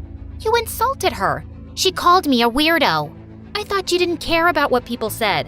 I don't, but I also don't like being humiliated publicly. You want Mia to like you so bad, you don't even have the courage to take my side even though I'm right. That's not true. Tell yourself that. Grace stormed off, and after that day, she simply stopped talking to me. She canceled our tutoring session and totally ignored me in class. Meanwhile at home, Mom told me something shocking one day. Apparently, one of her clients was suing her for presenting false evidence in a case, and Mom ended up paying really heavy damages. Mom and I had savings, but with the rent, school fees, and other expenses, we needed to figure out a way to get some money in. That's when Mia gave me a way out. My aunt's starting a herbal makeup line, and I'm sure she'll pay you a lot of money to endorse her products on your channel. If you want, I can talk to her tonight, and we can start shooting ASAP. Sounds great. Thanks, Mia. Of course, darling. What are friends for? The next day, I met Mia's aunt, and she agreed to pay me $1 million for the endorsement. We started shooting right away, and everything was on track. The video was uploaded a week later, and everyone loved it. The money I got was enough to get Mom out of trouble, and she was back in business. But a week later, I woke up to people screaming outside my house. I checked my phone and was shocked to see people calling me a liar, a cheat, and I was facing a lot of hate on social media. My heart sank reading all the comments. Apparently, Mia's aunt used cheap chemicals in her skin line, and people were complaining of severe skin issues. I immediately pushed an apology video saying that I had no idea, but no one believed me. Since Mia's aunt wasn't answering my calls, I rushed to Mia's house to get an explanation when I saw she was having a party. I instantly spotted her on the porch making out with Max. What the heck, Max? I thought you liked me. I did, but then I saw what a fraud you are, and I don't want your tainted reputation ruining mine. I'm not a fraud. Mia's aunt is, and now she's not even answering my calls. And you, Mia, go on record and tell my followers that I had no idea those products were harmful. And why should I do that? It's not my problem that you didn't do your homework. You should have checked those products before endorsing them. I trusted you. We were friends. And I did you a favor, as a friend. But yeah, that aunt of mine's always been kind of shady. She wanted me to be the face of her fraud line. Imagine the horror if I would have said yes. Aunt needed someone stupid and popular enough to spread the word about her brand, and you stepped up. Now, if you're done, you're interrupting my date, and I'd like you to leave. Mia went back to kissing Max, and I was furious. I noticed a cat litter in the corner of the kitchen, and I picked it up and dumped it on Mia's head before storming out of the stupid party. I was in the parking lot when I saw Grace waiting for me. What are you doing here? I wanted to make sure you were okay. And look, I recorded the whole conversation with Mia. Upload this on your channel, and everyone will know what lying pieces of poop Mia and her aunt are. And then what? I know how horrible cyberbullying is, and I don't want another person to go through it. So you're just gonna let this go? Nope. We'll show this video to the police and let them take action. And after it's all behind us, there's something else I want to talk about on my channel. I've spent my entire life feeling invisible and not good enough, and makeup was my way to get noticed. But I just attracted shallow, awful people like Mia and Max. The only people worth having in your life are those who don't make you feel like you need to be someone else to be accepted by them. Did you hit your head on the way out? You're sounding like me. Well, you're the one who showed me that originality is our biggest superpower. So that's what I'm going to do. I still love makeup, but I won't lose sight of who I am as a person anymore, and I won't hide behind it. If I can become popular once, I can do it all over again. You with me? Always. Great, because I'm gonna need your help. And your macaroni necklace too.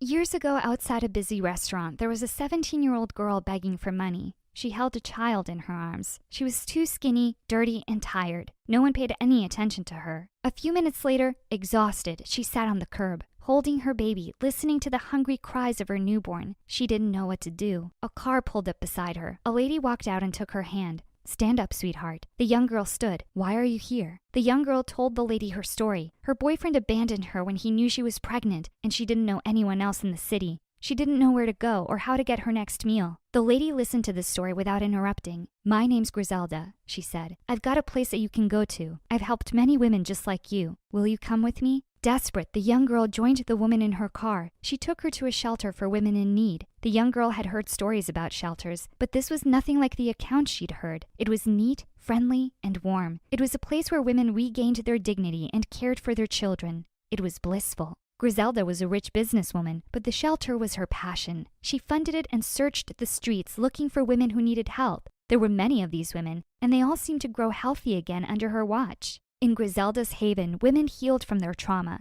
Seeing this gave Griselda a sense of fulfillment. Most of these women would leave the shelter only to return a few weeks later, newly traumatized. 9 times out of 10, it always came back to the same thing: men. Men were ruining the lives of these women. Griselda hired lawyers, hounded social workers, and called the police, but it was always the same. Nothing changed. The women continued to return to her, broken and defeated. After years of this, Griselda finally snapped. Every time a man came near her, she would just about spit on him. Within a week, the shelter closed down. Griselda and most of the women disappeared. Some returned to the streets or the homes where they were neglected. Griselda bought acres of farmland in the middle of nowhere, a place so far removed that no one knew about it. She built a giant wall around the perimeter, hidden behind a thick forest of trees. She put female guards up on the only entrance. She cut the internet, satellite, and cellular signals in the area, jamming and confusing these signals so that our community's location didn't even show up on digital maps. When we keep the men outside, we will have a safe place to grow, she told the women. She invited all the women in the shelter to join her, saying that there was more than enough room for all of them. Griselda promised them work and a new life free of pain and suffering.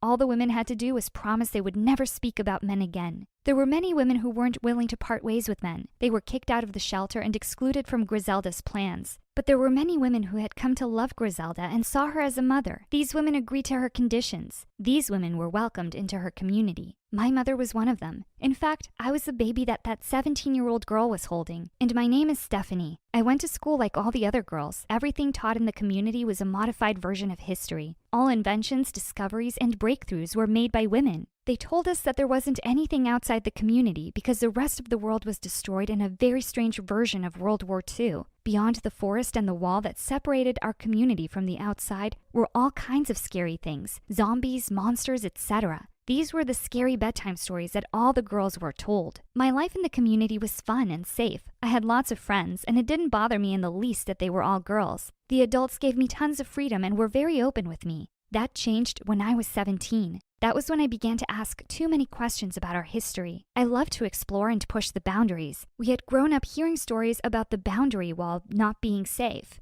There were usually patrols that passed through the forest, making sure that none of the girls strayed too far. I waited for them to pass and snuck right up to it. The wall was huge and there was no way I was going to see through it, but I followed the wall for a few days, mapping it out, seeing how far it stretched. That was when I found the guarded entrance. During a changeover of the guards, the entrance was temporarily open. I looked out past the wall and was surprised to see that the world I knew continued. It was nothing like the stories we'd been told, filled with decaying trees and radiated animals. It was alive and beautiful out there. I spent my afternoon sneaking to the entrance and watching from the bushes for any signs of life. About 2 weeks later, a truck arrived at the entrance. I saw the strangest creature climbing out of the truck, like a woman but with short hair and a deep voice. I told my friends what I had seen, but they didn't believe me. The next day, I was called in to see Griselda. She assured me that what I had seen was just a woman who had suffered because of the radiation out in the world beyond the community. But I saw plants out there, I said. Of course, she said. It's only a small patch of loveliness just before it gets really ugly and unsafe. Now I need you to stay away from that wall. It's not safe out there. Maybe she was right.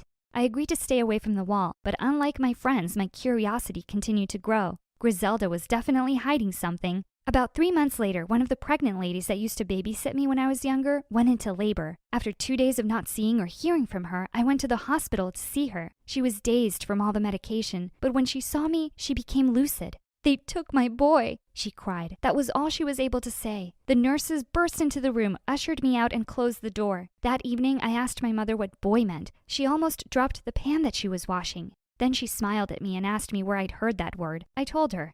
It must be a name that she gave to her daughter. I didn't feel like I was getting the whole truth, but I let it go. A week later, I went to visit my babysitter in the hospital, but she wasn't there anymore. But Griselda was. She greeted me with a sad look on her face. Unfortunately, she didn't make it through the trauma of her delivery. I was shocked. I'd seen her after she'd had her baby. It didn't make sense. But I came to see... Griselda didn't let me finish. She has suffered enough. Please leave this now. Go and grieve and stop fighting me on this. I spent the next day wandering the community alone, clearing my head. Something kept bringing my mind back to that entrance, so I visited my secret spot in the bushes where I could watch. A car drove by and stopped in front of the gate. I couldn't believe my eyes. In the passenger seat was my babysitter. She looked sad, but she was definitely alive.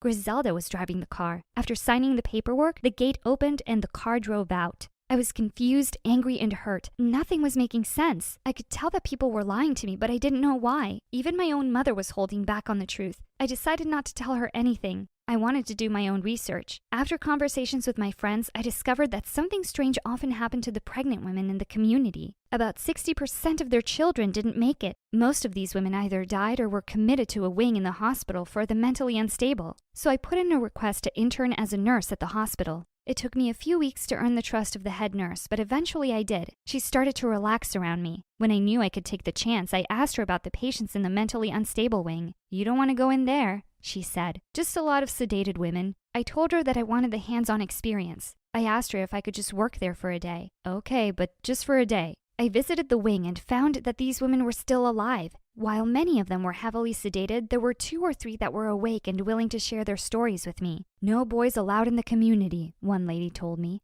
"What does boy mean?" She laughed at me and told me the strangest story I had ever been told. It went against all the biology lessons I had learned at school. "There's a whole world out there," she said. "I remember leaving it when I was about 7 years old. It's not a wasteland. They've been lying to us."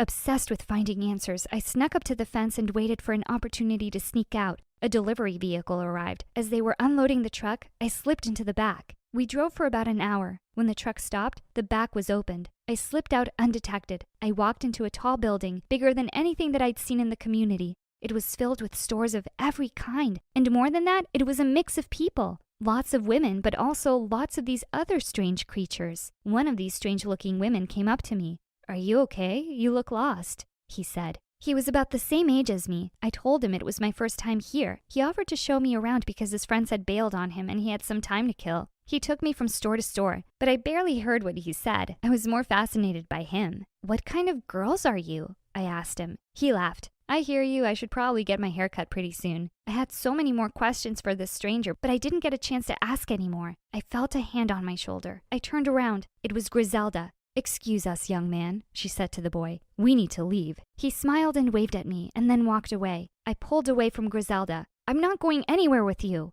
I said. Griselda shook her head. "You have no idea what you're doing, Stephanie. I'm not the villain here, okay? But if you want answers, I'll give them to you." Griselda took me to a coffee shop and we sat down. Griselda specifically asked for a female waiter. "This is a mall," she said, "and those strange creatures that you're seeing are boys. All the stories that we've told you, they've been to protect you and your sisters in the community, but they haven't been the whole truth." "What is the truth?" I asked. "The truth is that boys become men and men end up hurting women." Griselda told me why she had started the community. We spoke for hours. The more she explained, the more I could understand why she hated men so much. "Your own mother was abandoned by a man. Your father. Is that the life that you want to live? One filled with these vile creatures?" "They can't all be bad," I said. Griselda shook her head. "They are, every last one of them." She looked a bit creepy when she said that, but then she took a deep breath and calmed down. "We're going to go back home now, Stephanie, to your family, your mother, your friends, your community. And when we go back, you won't mention a word of this to anyone. Do you understand?" "You can't expect me to keep quiet about this," I said. "They need to know."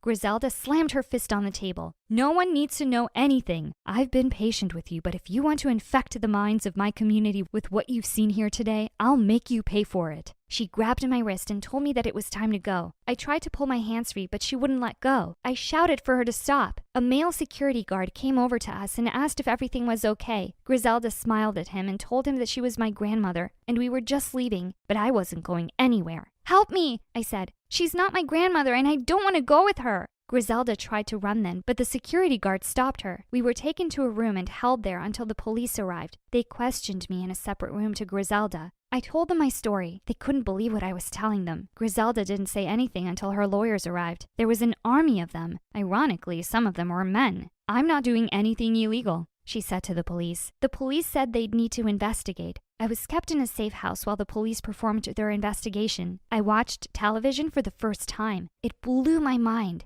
I surfed the internet and even signed up for a few social media accounts. I couldn't believe that there was a whole world of information out there, and anyone could access it for free. I also watched the news from all over the world. It was there that I saw regular updates about what was happening with Griselda and the community. It turns out she had broken the law, and she had hurt a lot of women who didn't want to play by her rules. I felt sorry for her, though. I knew that she just wanted to help. Her anger had overcome her. I testified against her in the court case. Griselda's lawyers kept her out of prison, but she had to give up the farmland and the community. The court ordered her to create a rehabilitation program for all the women who lived on her compound. I spent the next year learning about the real world, about real history, real boys, and everything else that actually happened. I have to admit, Griselda was right. The real world was a mess, but it was real, and I prefer it that way. Some of the other girls didn't cope in this new world. They struggled and wanted things to go back to the normal that they remembered. I did my best to remind them about the truth. The world is a harsh place, but running and hiding is not a solution. The best that we can do for ourselves is not wish that things were easier, but rather that we were stronger. Strong enough to take on the challenges that we face. Most of the older women were angry with me. They wanted things to go back to normal. My mother was one of them. She was disappointed in me and barely spoke to me for the first month. Since then, things have become a lot better between us. After my year of rehabilitation, I started college with a few of the other girls from the community. It was great to be in a place where I was free to ask questions and find answers. A place that encouraged me to be curious. It's the reason why I'm studying to become a lawyer. To make sure that the truth has a voice. It's also nice to have boys around on the campus. I haven't had the courage to start dating anyone yet, but one day I will. Although Griselda did the craziest and creepiest thing ever, I've learned something from her. I will never, ever allow anyone to mistreat me. Hey everyone, my name is Tiana from France. Please don't forget to like and subscribe because MSA will give $2,000 to one lucky winner in the coming 7 days. The orphanage is the only home I've ever known. And honestly, it's not as bad as most people think, but I always dreamed of having a family, a real one. I had a big heart, but sometimes I'd say mean things without thinking. Once I saw a girl called Frida and said, "You look ugly with this lettuce stuck in your teeth. Open your mouth now so I can take it out." But she didn't open it, so I grabbed her and made her open her mouth. I just wanted her to look pretty, but she started screaming and everyone was laughing, and the warden came and yelled at me. Since this Frida was small in size, everyone took her side. But then suddenly a girl shouted, "Tiana didn't do anything. Frida is lying." The warden glared at me and left. The girl came over to me and said, "Hey, my name is Hope. I'm new to the orphanage, and this Frida has already bullied me twice. So let's team up and hate her together." "You got it, girl. You have very big, scary eyes." "Cool, I like you." But my big mouth kept sending us to detention. I even once told my teacher that her hair looked like poop, and Hope defended me. And boom, detention for us both. The happiest one about this was obviously Frida, but she never dared talk to us because we were stronger than her. But one day when we were 10, she crossed a line. It was adoption day and a nice couple came in looking for a really smart girl. The warden picked me, and while we were still having the interview, Frida burst in. "Help me! I had lettuce stuck between my teeth again, and Tiana pulled my tooth this time. Look, I lost a tooth because of her. Please do something. I can't take it anymore. God knows what else I'm gonna lose. I don't want to die here. I have dreams." She threw herself on the floor and started to cry like a lunatic. "Why? You think because you're smarter than all of us, you're better?" Okay, Frida had been annoying for years, but this was the height of it. The nice couple was becoming uncomfortable and I had to make Frida leave. I moved closer and took her hand to lead her out, but instantly she fell to the ground and started yelling. "She pushed me." Okay, that was it. I pushed her hard for real this time, and poof, the couple ran out. Why would you do this, you witch? If you think you're gonna get adopted before me, think again. I was so upset. Frida ruined my chance of having a family, and I wouldn't forgive her. One day, Hope and I were playing in our room when we got called to the warden's office. When we got there, we saw this glamorous couple and Frida. The woman was so nice and hugged all of us, but the man just kept staring at his phone. They wanted to adopt 2 of the prettiest girls, and the warden brought us. 2 girls? That meant Hope and I would get to be sisters forever. But the craziest thing happened. You all seem lovely, but I'm going to adopt Tiana and Frida. What? This couldn't be happening. What? Her? But what, dear sister? Aren't you excited? Is something wrong, honey? I don't want... But Hope spoke up instead. She is fine, ma'am. Super excited. We stepped out of the room and Hope couldn't contain her joy. You finally got a family. I'm so happy for you. I can't leave you. Everything is gonna be different now. You have a family. Don't let Frida ruin your dreams again. Hope was right. So I said yes. On the day we left the orphanage, Hope and I cried till we ran out of tears. I would miss her so much. My new mom's name was Wendy. Their house looked like it belonged in fairy tales. It turned out that she was a big-time actress and her husband was a director. I was fascinated by the house and soon began to study it. Mom was happy to show me around the house, and I was excited. Frida, however, had different interests. She loved Mom's clothes and would spend hours raiding Mom's wardrobe. I always wanted a daughter to pass on my wardrobe to. Come on, Tiana, try some clothes on too. I don't want to. Soon Mom and Frida started having mom and daughter photo shoots without me. One time they were on the cover of a big magazine. I couldn't feel too bad about it, but I still felt left out. So sometimes I made efforts to join them. One time we were having dinner with some celebrities in our home, and as always, Frida knew what to say to please everyone. Oh my, your hair is so gorgeous and your makeup is divine. Oh, Wendy, this one is just like you. Smart and beautiful. Thank you. Tiana, darling, do you like the food? Yeah, it tastes nice, but it's ugly and it looks like horse poop. I could feel everyone's eyes on me. Mom laughed and tried to distract the guests, but I knew I'd said something wrong. One person even stopped eating the food. Oh, God. After that day, Mom hardly invited me to come out with them. Not that I blamed her, but Frida couldn't hide her joy at being the favorite. My new dad was never home, and when he was always locked up in his study. One day I was watching TV when I heard a loud argument from Mom's room. You don't even try to get to know them. They are your kids. I never wanted them. This was all your idea, and I'm supposed to love these kids I just met? They're annoying, and I can't deal with this. Not long after that, a huge moving truck came to take his things away. He had left us. Mom was sad for some time, but she had me and Frida, and soon returned to her cheerful self. Soon we joined school, and one day when Mom was away, Frida threw a party. I think this party is a bad idea.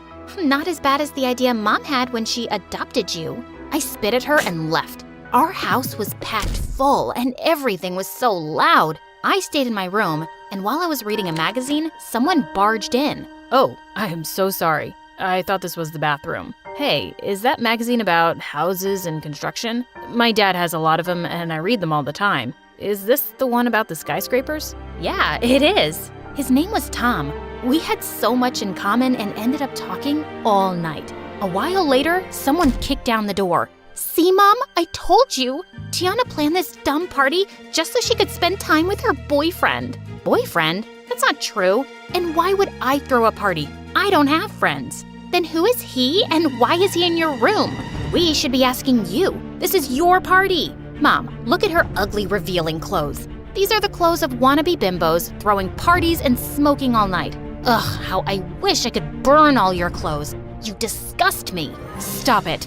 I'm so disappointed in you, bringing strange people in my house. And you, Mr. Boyfriend, get out and never come back. Told you, Mom. You shouldn't have adopted her. You're a successful actress. You need a pretty delicate daughter like me. For your image, Mommy. And to my shock, Mom said nothing to that. She just left. Frida had become a full-blown villain. She was always setting me up, and no matter how hard I tried, Mom always believed her because next to me, Frida looked like an ant and I was a giant. But Mom always forgave me in the end, and it drove Frida mad. And soon, she snapped. One day, I was watching TV with Mom when we heard Frida scream. We ran to her room and found her on the floor crying. It's all ruined. All of it. Next to her was a pile of clothes that had been cut up and stained with mud. I've done everything to make Tiana love me, but look what she did to my clothes. She said she'd ruin them the other day, Mom. You heard her. Yeah, but I'd have burnt them, not cut them and thrown mud at them. Ain't nobody got time for that, except you. Immediately, Frida pounced on me and we got into a catfight, till Mom stepped in and separated us. Okay, I am tired of all of this. If you both cannot live in this house in peace, then we need to change this up. I think you both need a break from each other. The next day when I got back from school, Mom had moved my things to a room all the way across the hall. I was happy to be away from Frida, but it meant I was far from Mom too. My fights with Frida stopped, but then bigger fights started between her and Mom. One day we were having dinner when Mom said, "Tiana, your teacher called. Your college aptitude test score was amazing. So proud of you, honey." "Thanks, Mom." "And Frida, what about yours?" Oh, I didn't write that. I figured that since I'm just gonna be an actress, I don't need it. You're going to be a what? Just get one of your friends to cast me. It should be a movie that shows how pretty I am. No, I'm not doing that. I don't want that life for you. You will go to college, and when you are older, you can make better decisions. What? You don't get to tell me what to do. I will be an actress. Actually, I can tell you what to do. I am your mom. You adopted me just so you could be the boss of me? Frida, shut up. Mom is trying to help you. You shut up. My life would have been better if I didn't end up with a dumb sister and a failed actress as a mom. Before she could blink, I gave her a hard slap. How dare you? If it wasn't for Mom, I'm sure you would have ended up working as a waitress for the rest of your life, you ungrateful brat. Apologize now. I was ready to fight her, but instead, she moved to the mantel and threw down all our pictures. I hate you both. And after that, Frida got worse. She skipped school and was like a tiger ready to attack if anyone talked about it. She failed our last year in high school and wasn't going to graduate with me. What is wrong with you, Frida? I told you, I don't want to go to school anymore. Well, this is my house, and if you're under my roof, you will do as I say. Well, I guess I'll just leave your house then. Frida, stop it. But the next day, she was gone. We looked everywhere, but she just seemed to have disappeared. A few days before my graduation, I walked in on Mom crying in the living room. What's wrong, Mom? I'm a terrible mom. I think Frida was right. Your lives would have been so much better if I'd never adopted you. Oh no, don't say that. You're the best thing that happened to me. I'm sure of it. Funny how things work out, isn't it? I always favored Frida because she seemed more like me, and I found it easier to bond with her. I didn't make the effort to understand you better, and you've been nothing but amazing. I'm really sorry if I made you feel ignored. I should have tried harder. I did feel overlooked at times, and I wished we had a better bond, but I still love you, Mom. Well, let me start fixing things. Let's go get you a graduation dress. Whatever you want. On graduation day, Mom's smile was the widest in the room. I went off to college soon after and graduated top of my class to become an architect. One day after work, I stepped out of the office and noticed it was raining cats and dogs, and I had no umbrella. Just then, a man with the most beautiful smile walked up to me. Hey, do you need this? As he got closer, I realized I knew him. Tom? Oh my God, it's you. The girl with the magazines. I'm really happy to see you again. We went on a date the next day, and it wasn't long before we were in love. A year later, we got married and moved to another city, and soon I was pregnant. One night, Tom and I were sleeping when we heard a loud crash downstairs. Tom immediately ran down holding a baseball bat, with me right behind him. Who is that? Show yourself. Wait, Frida? Tiana, yes, it's me. I'm not feeling well. And she fell with a loud crash. We called an ambulance and took her to the hospital immediately. Throughout the ride, I couldn't help thinking how weak she looked. At the hospital, the doctor told us she had fainted because she hadn't eaten in days and needed rest. Where am I? You're in the hospital, but you're gonna be okay. I'm right here. I'm sorry about last night, but I didn't know where else to go. Oh, Tiana, I've really messed up. I understand why Mom didn't want me to go into acting. It's really hard, but I was foolish and ungrateful, and now I'm jobless and alone. And believe me, I've really missed you and Mom. I'm so sorry.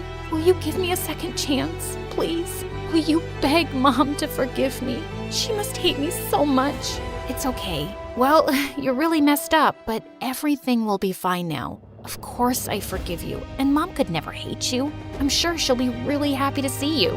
How is Mom? She's fine. Ouch! Ugh, I think I'm having my baby now. Oh my God, really? I'm gonna be here the whole time, Tiana. Yeah, and call Mom.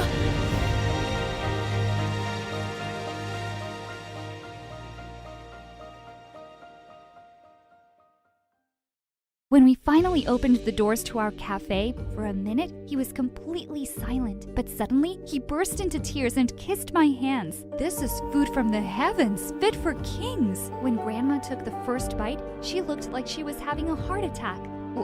What? How? When did you learn to bake like that? I've never had something so amazing in my entire life. I'm telling you, this girl is doing witchcraft.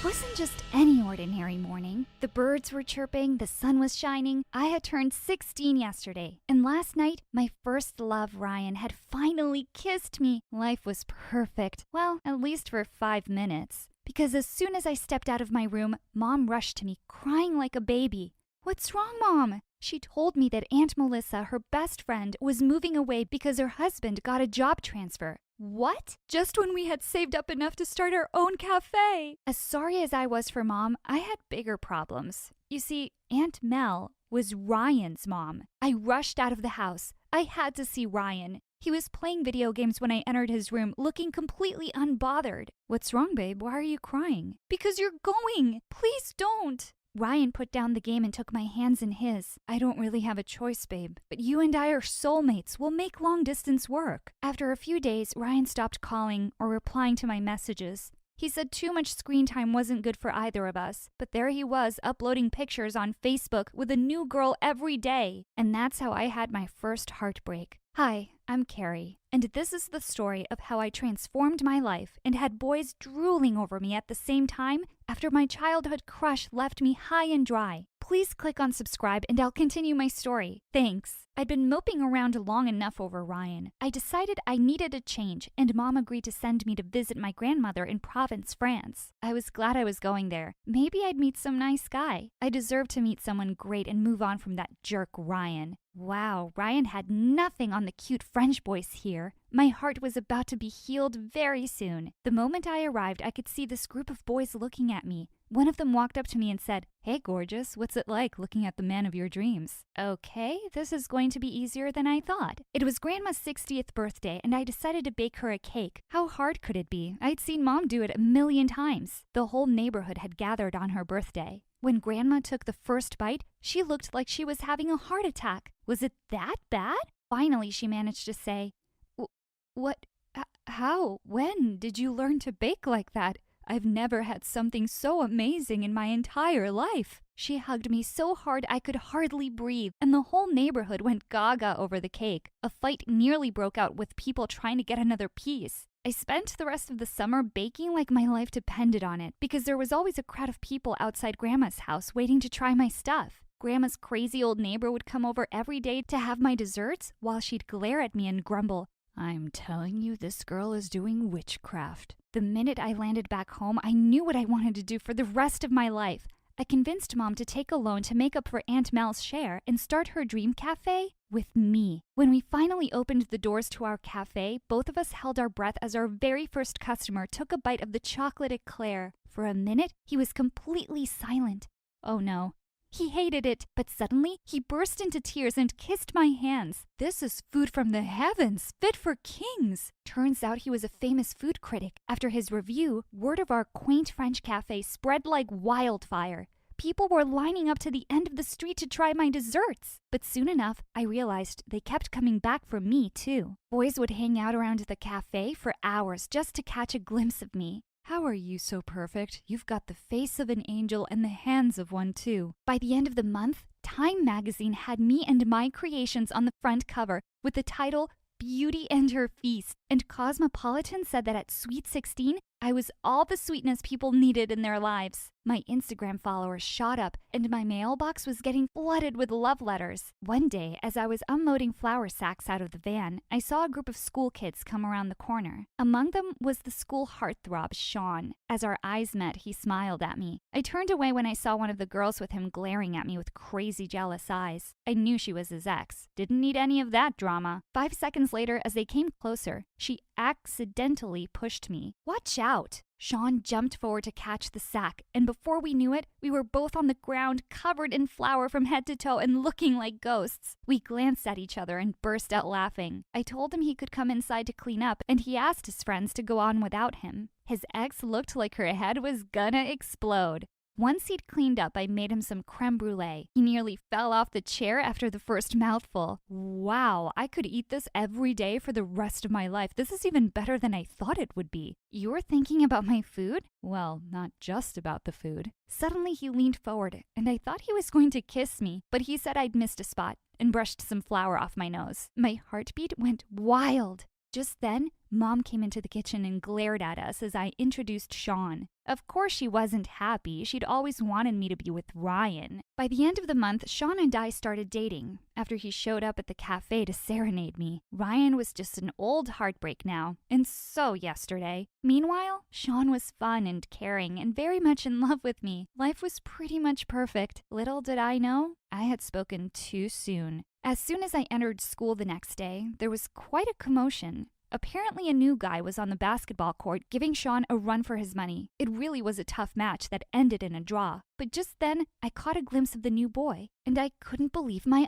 eyes. It was Ryan! It had been over a year since I'd last heard from him. Why had he come back? Sean saw me and came running over. He's really good, isn't he? We'll be a much stronger team with him around. Before I could say anything, Ryan jumped to hug me. Carrie, I missed you! And instantly I pulled away from him. I'm sorry, I think you have the wrong person. I walked away as fast as I could. I needed time to process this. I took a sick leave and went home early. I went running to Mom's room and stopped in my tracks when I saw Aunt Mel sitting with her. She pulled me in for a hug. Did you see Ryan in school? He wanted to surprise you. Surprise me, he did. I was just telling Aunt Mel how much you missed Ryan. I did not. Aunt Mel acted like she hadn't even heard me. It's a good thing we're back then. Then she said that she and Mom would finally be able to run their dream cafe together. Wait, what? Thanks for helping out when I wasn't around, kiddo. But it's my cafe. It's famous because of me. But I'm sure you have your hands full with school, sweetheart. Don't worry, Aunt Mel is here now. I was so annoyed. Later that day, Sean dropped by to see me. We were sitting on the porch when a car came into my driveway.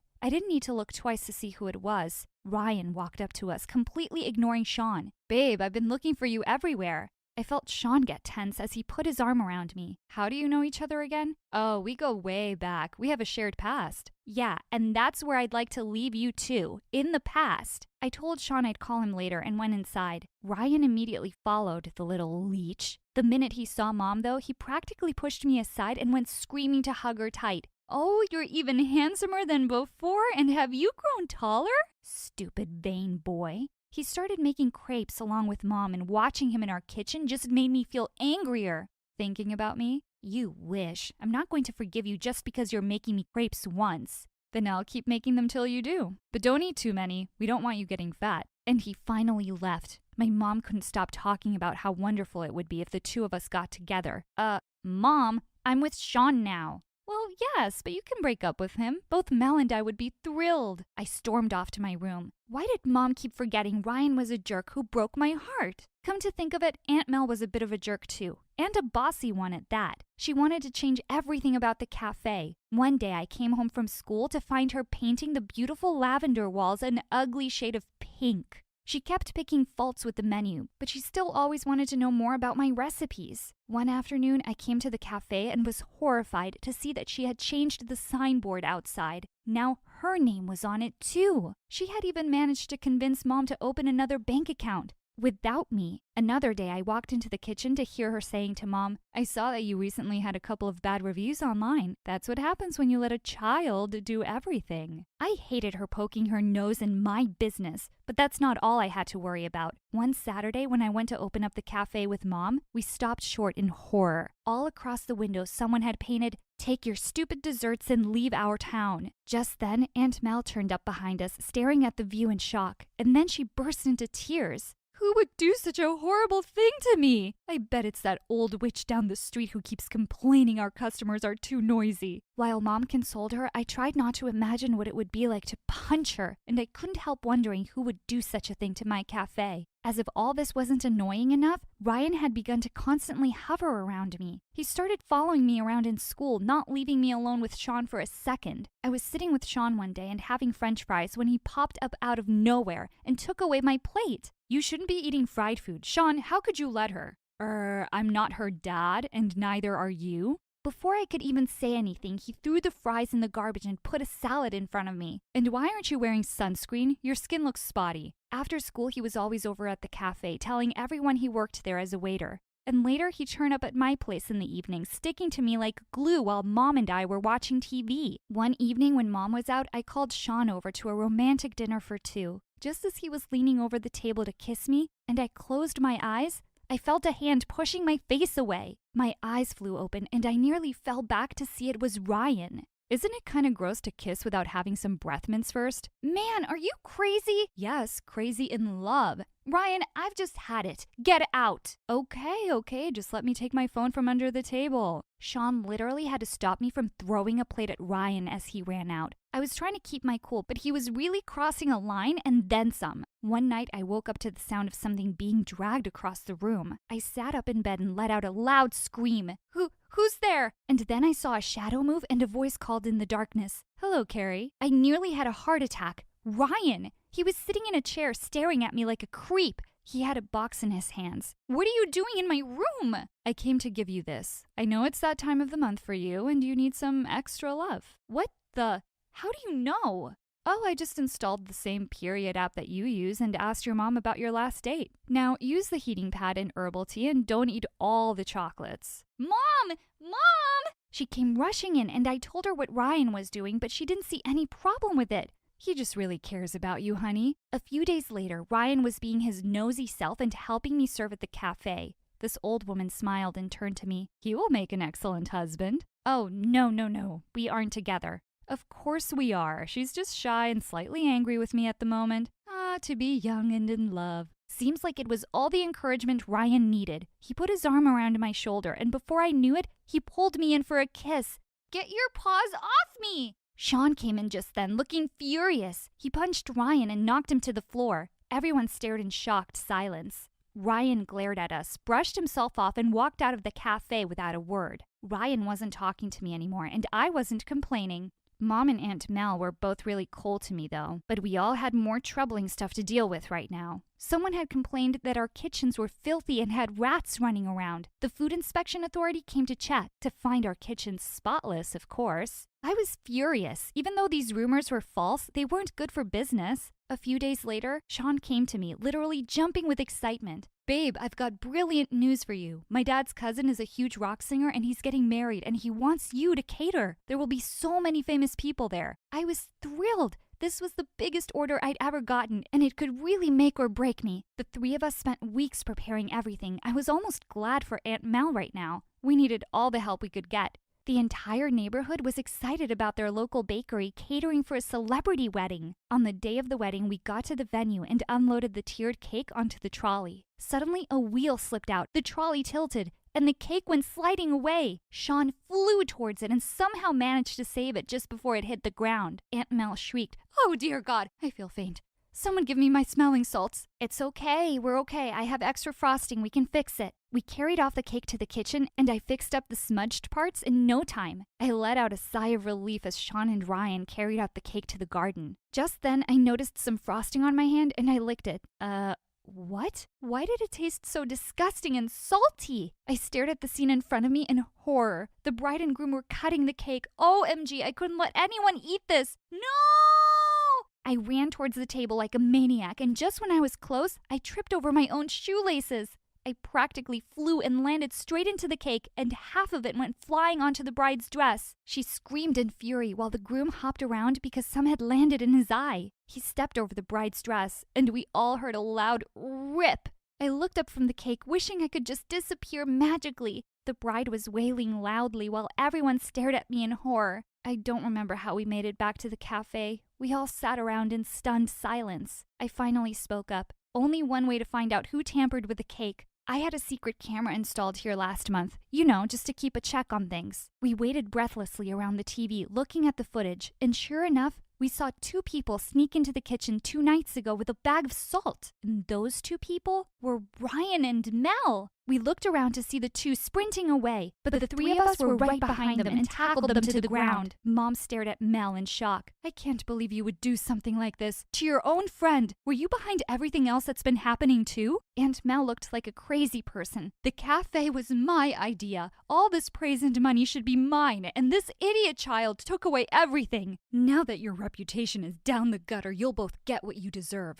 I looked at Ryan, and he just shrugged. If you'd shown me the appreciation I deserved, I might have stopped her. I was absolutely furious now. You! But before I could continue, Sean was already holding him by the collar of his shirt. If you love your face, leave and don't come back. As the two scurried away, we just stood there silently for a moment. Then Mom pulled me in and hugged me tight. I'm so sorry for trusting her blindly. We will fix this, just you and me. Suddenly, she pulled in Sean as well. And you too. Turns out the crazy wedding video went viral. And while I thought that would be a really bad thing, it just ended up making our cafe more popular. We had more people coming around than ever. Last I heard of Mel and Ryan, they left town before word of what they'd done spread around. I still always check under the table every time I'm on a date with Sean, though. Hi, I'm Chloe from Oregon. Please like and subscribe. I was born to an activist mom who was so crazy about saving the world that she gave birth to me in the jungle while protesting against the cutting of trees. This craziness was the reason Dad divorced her a long time back, but I had to live with it. Wake up, Chloe. We have to save the dolphins. Let's go, Chloe. The old beggar near the church needs our help. If she could, she'd probably help ants move their food. But that wasn't all. She was so careful about the environment that we lived in a tiny house and grew our own veggies and never used a vehicle to drive around. Even though she was kind of weird, she was a good mom. She was always there for my school functions, baked cookies for my friends, and never forgot my birthdays. Honey, I made you this cake. Oh, Mom, I love you. But just as I was about to cut the cake, she whistled and a bunch of kids came storming into the house. These are some kids from the homeless shelter. You can share your cake with them, right, honey? Well, I didn't want to, but I had no option, so I forced a smile. But the next morning, something bizarre happened. My favorite doll, Sally, was gone. Mom, I can't find Sally anywhere. I think one of those kids took it. Oh, no, dear. I gave it to them. You what? Some kids never get to play with dolls, honey. You must learn to be charitable. Yeah, but not my doll. I was so mad at her, and it just got worse with time. If anyone came asking for help, she gave my clothes and things away without even asking, leaving me with nothing but damaged goods. I knew kids made comments on my appearance in school, and I was tired of it. I started using my allowance to buy clothes and shoes from the thrift store, and I was very creative with changing their designs. Soon enough, everyone was noticing my clothes and coming to me for fashion tips. And the best thing happened in the 8th grade when I got an opportunity to compete in a fashion festival in New York. But when I asked Mom, she outright refused. You're not going anywhere, Chloe. Those airplanes are bad for the environment. But this is a once-in-a-lifetime opportunity, Mom. Enough. I don't have that kind of money anyway. This discussion is over. She was so unreasonable. The next morning, I was still mad at her. So I stormed out of the house, but I was shocked to see tons of reporters gathered outside. Suddenly, a woman pushed me aside and went straight to Mom.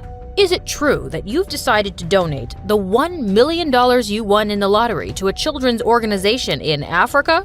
Mom turned and went inside without answering, while I stood there in shock. She did what now? Is this true, Mom? You won $1 million lottery and you're giving it all away? Chloe, think of how many lives I can change. Those kids need it. And what about me, Mom? You said you didn't have money for my New York trip, and you were gonna give everything away without even telling me? I was gonna tell you. I was even gonna take you along. On a plane? Or are you walking to Africa? Gosh, you're really something. I'm not going with you anywhere. You care for every kid in the world except your own. I hate you. But soon after, she dropped another bombshell on me. She was leaving the next day for Africa, and I'd have to stay with my dad till she returned. Mom and Dad hated each other, so I'd never gotten to know him. And now I had to live with him? This was insane. But when I reached his gigantic mansion in California, I couldn't help feeling a bit excited. Our house was a matchbox compared to this. Dad gave me an awkward hug and welcomed me into his home. I'm running really late for a meeting, but I'll see you at dinner, okay? And he just rushed off in a car. That wasn't weird at all. Soon after he left, a girl my age walked over to me and introduced herself as Jenny, my stepsister. Dad told me you were coming, and I'm sure we're gonna have a great time together. Come with me. Jenny led me to a huge room and opened a giant wardrobe for me. What do you think? I picked out all your clothes myself. Are you kidding? I love them. You're amazing. I know. I'm the coolest girl in our school, and no stepsister is gonna ruin my reputation by looking shabby. That was kinda mean. But I forgot about it as she showed me around the house. And later we binged on ice cream and talked about fashion and guys. She seemed all right. A week later, I joined school and Jenny introduced me to her friends. They seemed cool, and I was enjoying being part of their girl gang. But one day I was in the library when I got a text from Jenny to come immediately to the schoolyard. When I got there, I saw some kids protesting with banners. And then I spotted Jenny and her friends on the side. And suddenly they started throwing eggs and tomatoes at the protesters. What are you doing? Having some fun with these losers. Join us. No, just stop this. But they didn't listen to me. And when Jenny saw some teachers coming, she ran away with her minions. Such a witch. Later, I was sitting in the cafeteria when a boy joined me, and I recognized him as one of the protesters. Hey, I saw you trying to stop those girls earlier today. Thanks for taking our side. He introduced himself as Ben, and I found out why they were protesting. Apparently, my dad was one of the biggest school donors, and he had asked the school to convert the backyard into a space for Jenny's fashion club. The kids were protesting to save all the trees and plants there. Lots of squirrels and birds live in those trees. Plus, it's a space for everyone to enjoy, and it's not fair to take it away. But just then, someone pulled me by my arm. Get away from my stepsister, you creep. Wait, you two are related? Don't you believe anything he says, Chloe. He's a liar. What's your problem, Jenny? My problem? Are you kidding me? I'm doing you a favor here by saving you from this low-class jerk. That's enough. You and your friends were the jerks today, and I'll decide who I want to hang out with, and it's definitely not you. You'll regret this, sissy. As she stormed off, I turned to Ben. Sorry about that. I didn't know she was so awful. Oh, I've known Jenny all my life, and she's crazy. And then he told me something shocking. Dad had adopted Jenny a few years back, and before that, she and Ben lived in the same foster home. She was always an insecure bully. If anyone else came close to being adopted, she'd mess things up for them by lying to the parents. We were so glad when she finally left with your dad. But now, I'm back in school with her. I had no idea she was adopted. It's not like Dad told me anything. After that day, Ben and I started hanging out together and became really good friends. And I could see Jenny hating every bit of it. Why can't you stay away from that poor beggar? After everything I did for you, all the clothes I bought, I never asked for it. And why should I care if he's poor? He's a good person, unlike you. You may have changed your looks with money, but from what I hear, your heart and personality are just as awful as always. You witch! How dare you speak to me like that? Just you wait and watch out. Suddenly, she dropped to the floor and started screaming. Save me! My stepsister just kicked me in the stomach! Just then, one of her minions came up with the principal, and he called Dad, complaining about me. Didn't your mom teach you any manners, Chloe? Why would you hit your sister like a savage person and then lie about it too? She's the one who's lying. And don't talk about my mom like that. Unlike you, she's always been there for me, while you haven't even had the time to have a meal with me since I came. I stormed off to my room, and I really missed Mom just then. A few days later, I invited Ben over to study for the exams together, but we just ended up talking about all sorts of stuff, including Mom. She may be a little too much, but her heart's in the right place, you know? I think you're more like her than you realize, Chloe. You stand up for what's right, and I really like that about you. Suddenly, he moved in closer to kiss me, and I closed my eyes. But just then, a really loud sound almost made me fall off my chair. What the heck? Ben and I ran downstairs and saw Jenny having a party with music on at full volume. I went ahead and pulled the plug. Who stopped the music? I did. Are you nuts playing music so loud at this hour? Someone's gonna call the cops. I already gave them a tip to ignore any complaints, so shut up and leave. I felt like ripping her hair out, but Ben pulled me away. As I was leaving, I heard Jenny say to her girlfriend, "Ignore her, guys. Her mom's a total lunatic. That's why she's a little, crazy." That was it. I pushed her into the pool, and she looked super mad. The next morning, Dad called me, and I knew I'd get scolded because Jenny must have fed him lies. But to my surprise, he hugged me tight. Oh, you must be so worried about your mom, Chloe. It's gonna be okay, I promise. Why are you hugging her, Dad? You're supposed to scold her and ground her.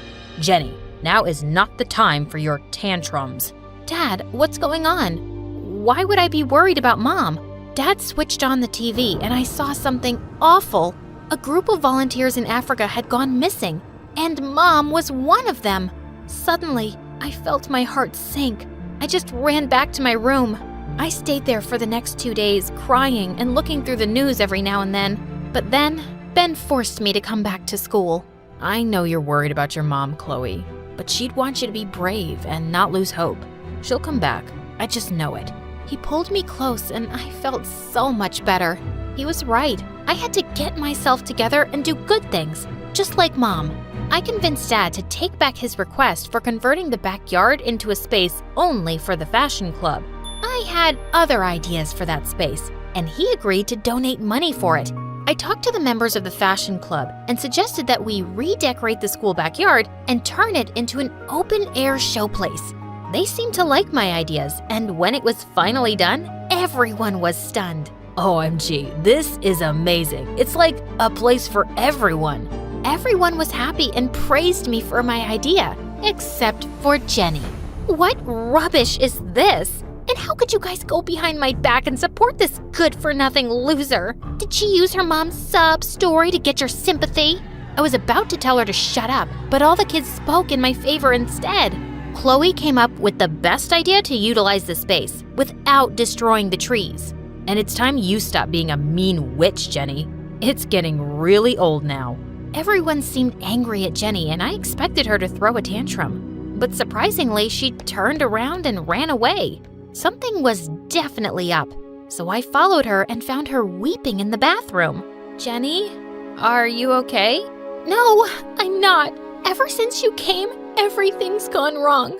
You became close with the kids at school in no time, and even Dad's been favoring you lately and ignoring me. I just hate that everyone loves you and thinks I'm the bad guy.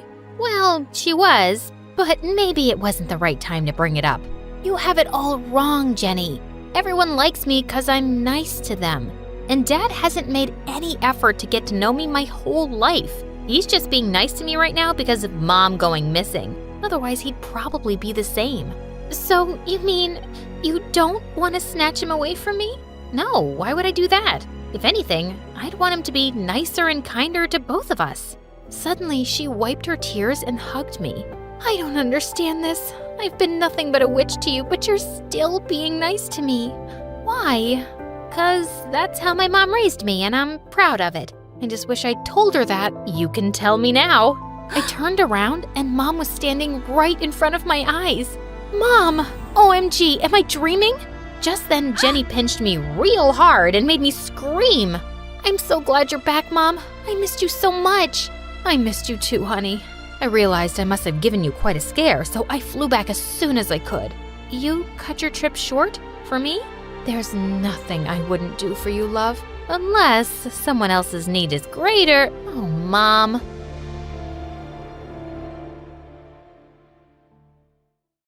Ever since I can remember, I've been all about making up stories. I don't know what kind of magic my parents mixed into my DNA, but that brew gave me one heck of an imagination. When I was a kid, my friends on the playground loved the games and tales I came up with. Did the prince save her? He got lost, so she teamed up with the dragon. No way! Yep, and they took over the kingdom together. Whoa! But as I got older, my audience got smaller and eventually vanished. Paper doesn't judge, though, so I began writing my stories down, and I have to admit, I absolutely loved writing. So by the time I hit 16, all I wanted was to be a famous author. But my schoolmates weren't into reading my silly fairy tales, as they called them, and the more I tried to stand out, the more I heard. So I sneak a peek from the corner, and there's Mrs. Wilson turning into a huge bug. Stop lying, June. After the break, he's not the same. Seriously, it's an alien, not the Jack we knew. You're such a liar, June. Oops, my bad. June, it's me.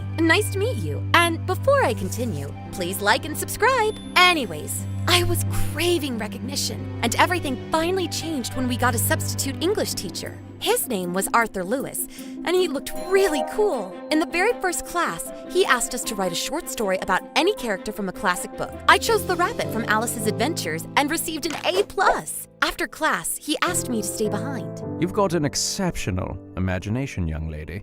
Most people tend to lose that spark as they grow older, but not you. I'm not that old yet. I've still got plenty of time. But what if I told you that you could take your stories to a whole new level and have your readers glued to the book until the very end? I'm all ears. He handed me a flyer. A party? A writing club. Come join and see where your story takes you.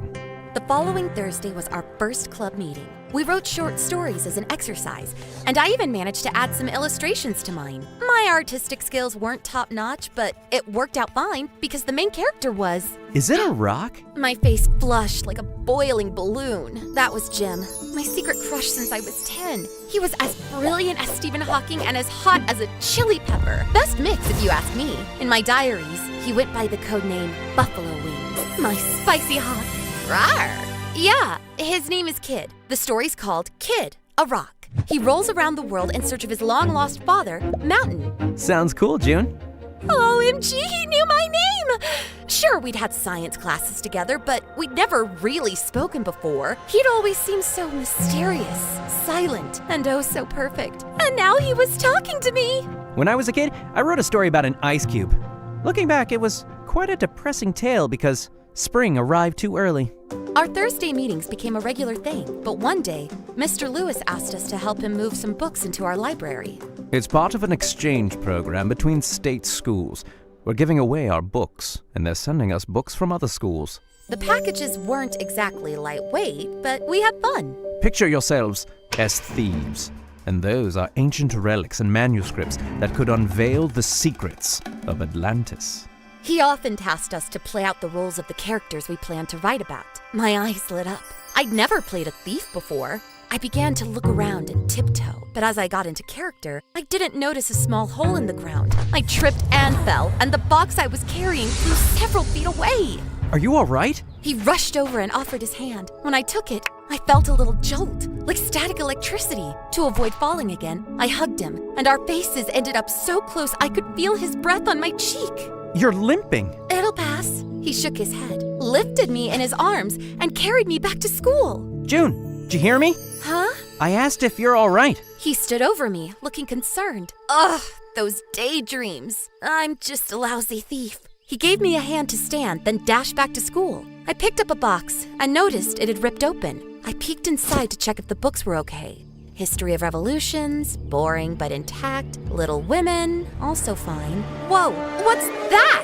I pulled out a massive volume, covered with colorful pictures and gold letters. It was so shiny I had to shield my eyes with my hand. I'd never seen a book this fancy before. The Holy Bible. Well, my copy is definitely not this pretty. I put the book away and carried the box to the library. Just in a few days, I was at home watching the news. They were talking about a bunch of bold robberies happening all over the country. 3 billionaires have already reported valuable stuff stolen from their collections. There were some rare books and old paintings, and the almost priceless King James Bible. I sat there, mouth wide open, a spoon in my hand, jam dripping from it. The Bible they showed on TV was exactly the same as the one I saw in that box. It's my teacher who stole it. Sweetie, come on, we talked about this. All made-up stories go in the notebook. But it's true! Right, and I guess he's also a cult leader, huh? That would be a cool twist, Dad. I knew this story was a goldmine. It could change everything, but I needed evidence, so I decided to play detective. I put on a trench coat and went on a mission. I hid in the bushes near the school, using my dad's binoculars to keep a close watch. The cheerleaders were in the locker room near the field. One of the girls was bragging about her new Chanel bag, even though I saw her yesterday in a replica store. Another was adding fake hair to her ponytail, and the third was copying something from one sheet to another. I zoomed in. Those were the answers for tomorrow's test! Seriously? And they called me a liar? What are you up to? I jumped, accidentally banging my head on something. Playing detective. It's for a story. I'd ask if I could join, but I don't think I'm allowed to spy on the girls in the locker room. My cheeks flushed like ripe strawberries. It's not about them. I'm spying on Mr. Lewis. Oh? Why? I spilled the beans about that weird book and the robberies happening around, and how badly I needed some proof for the cops. Honestly, I was pretty sure he wouldn't buy it. He'd likely go, "You're just making stuff up," or "Quit with the lies." But instead, he just nodded and said, I'm in. I was shocked, staring at him in disbelief. I couldn't even remember the last time someone had trusted me so easily. You really believe me? Why shouldn't I? It's just the others. Well, I'm not like the others. I know what it's like to be different. It was like a daydream coming to life. My eyes filled with tears and I started sobbing. Jim came closer and hugged me. He smelled like Christmas cookies, ginger, and spice. Then he shared that he lost his mom when he was just a kid. His dad, a big shot inventor, was always knee-deep in tech stuff or jet-setting around the world. Jim, though, wanted more of his dad's time, so he began shadowing him and even tinkering with his own inventions. He totally loved it, even though his interests zoomed past what was normal for someone his age. And you know, kids can be pretty harsh when they see someone who's different. So I learned to stay quiet and keep everything to myself. I gazed into his eyes, deep as the ocean. I just wished he'd grab my hand and we'd dash into the sunset together. So we dove into spying on Mr. Lewis. Days passed with no sign of anything fishy, but Jim brought some cool gadgets, like an invisible UV ink pen or a dice with a hidden camera. Are you like a real spy or something? I made these for fun after binge watching James Bond. Never tried them out for real, so no guarantees they'll work. He pulled something out from his pocket, a super cute necklace with a black stone. He gently placed it around my neck. Is this for me? It's a voice recorder. Just tap it here and it'll start recording. OMG, I totally forgot how to breathe. Is it even legal to be this perfect? Oh, it's him! Mr. Lewis was speedwalking, holding a package. He glanced back before vanishing into the alley behind the school. Hurry, or he'll slip away. We sprinted after him, trying to stay low, trailing him until he reached what seemed like an old factory building. He entered. Darn it, we've got to follow. I looked around. There was an open window about 7 feet off the ground. Jim crouched down. I stepped on his hands, and he boosted me up. I grabbed the frame and pulled myself inside, with Jim following. June, you do know that we just freely walked through the door, right? Shh, that's my story. So, what did I say? Oh yeah, we ended up in this massive warehouse. Rows upon rows of shelves stacked with boxes. We snooped around a bit, found some ancient stuff, paintings, and books. Sick! I snapped a few pics with my phone. We moved on, trying to be all stealthy. That's it? We both froze. My heart was pounding like crazy, so I grabbed Jim's hand for comfort. He gave it a reassuring squeeze. The last one. We better move. I've got a bad feeling. About what? Just pack everything up and be ready tomorrow.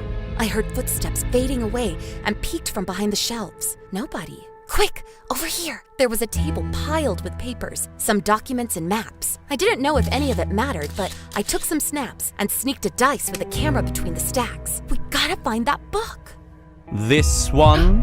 All kinds of stuff happened at once. I jumped up. Someone's grip clamped painfully onto our arms from behind. Ouch! 2 burly men had us locked down tight. No way to squirm free. Mr. Lewis leaned against a wall, holding the stolen Bible. Well, well, my best students. Playing detective, I suppose? He strolled over and picked up the dice, checking it out. Impressive. A camera.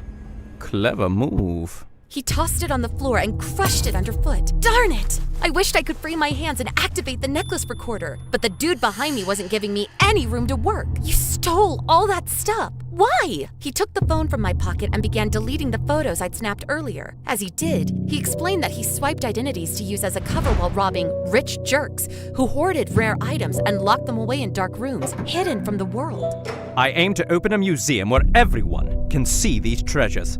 Noble cause, but why stealing? He mumbled something about rich morons who'd never understand. I was done with it. I twitched and sank my teeth into the burly man's hand. He howled in pain and shoved me away. Quick as lightning, I sprung back up, landing a solid punch right on his nose.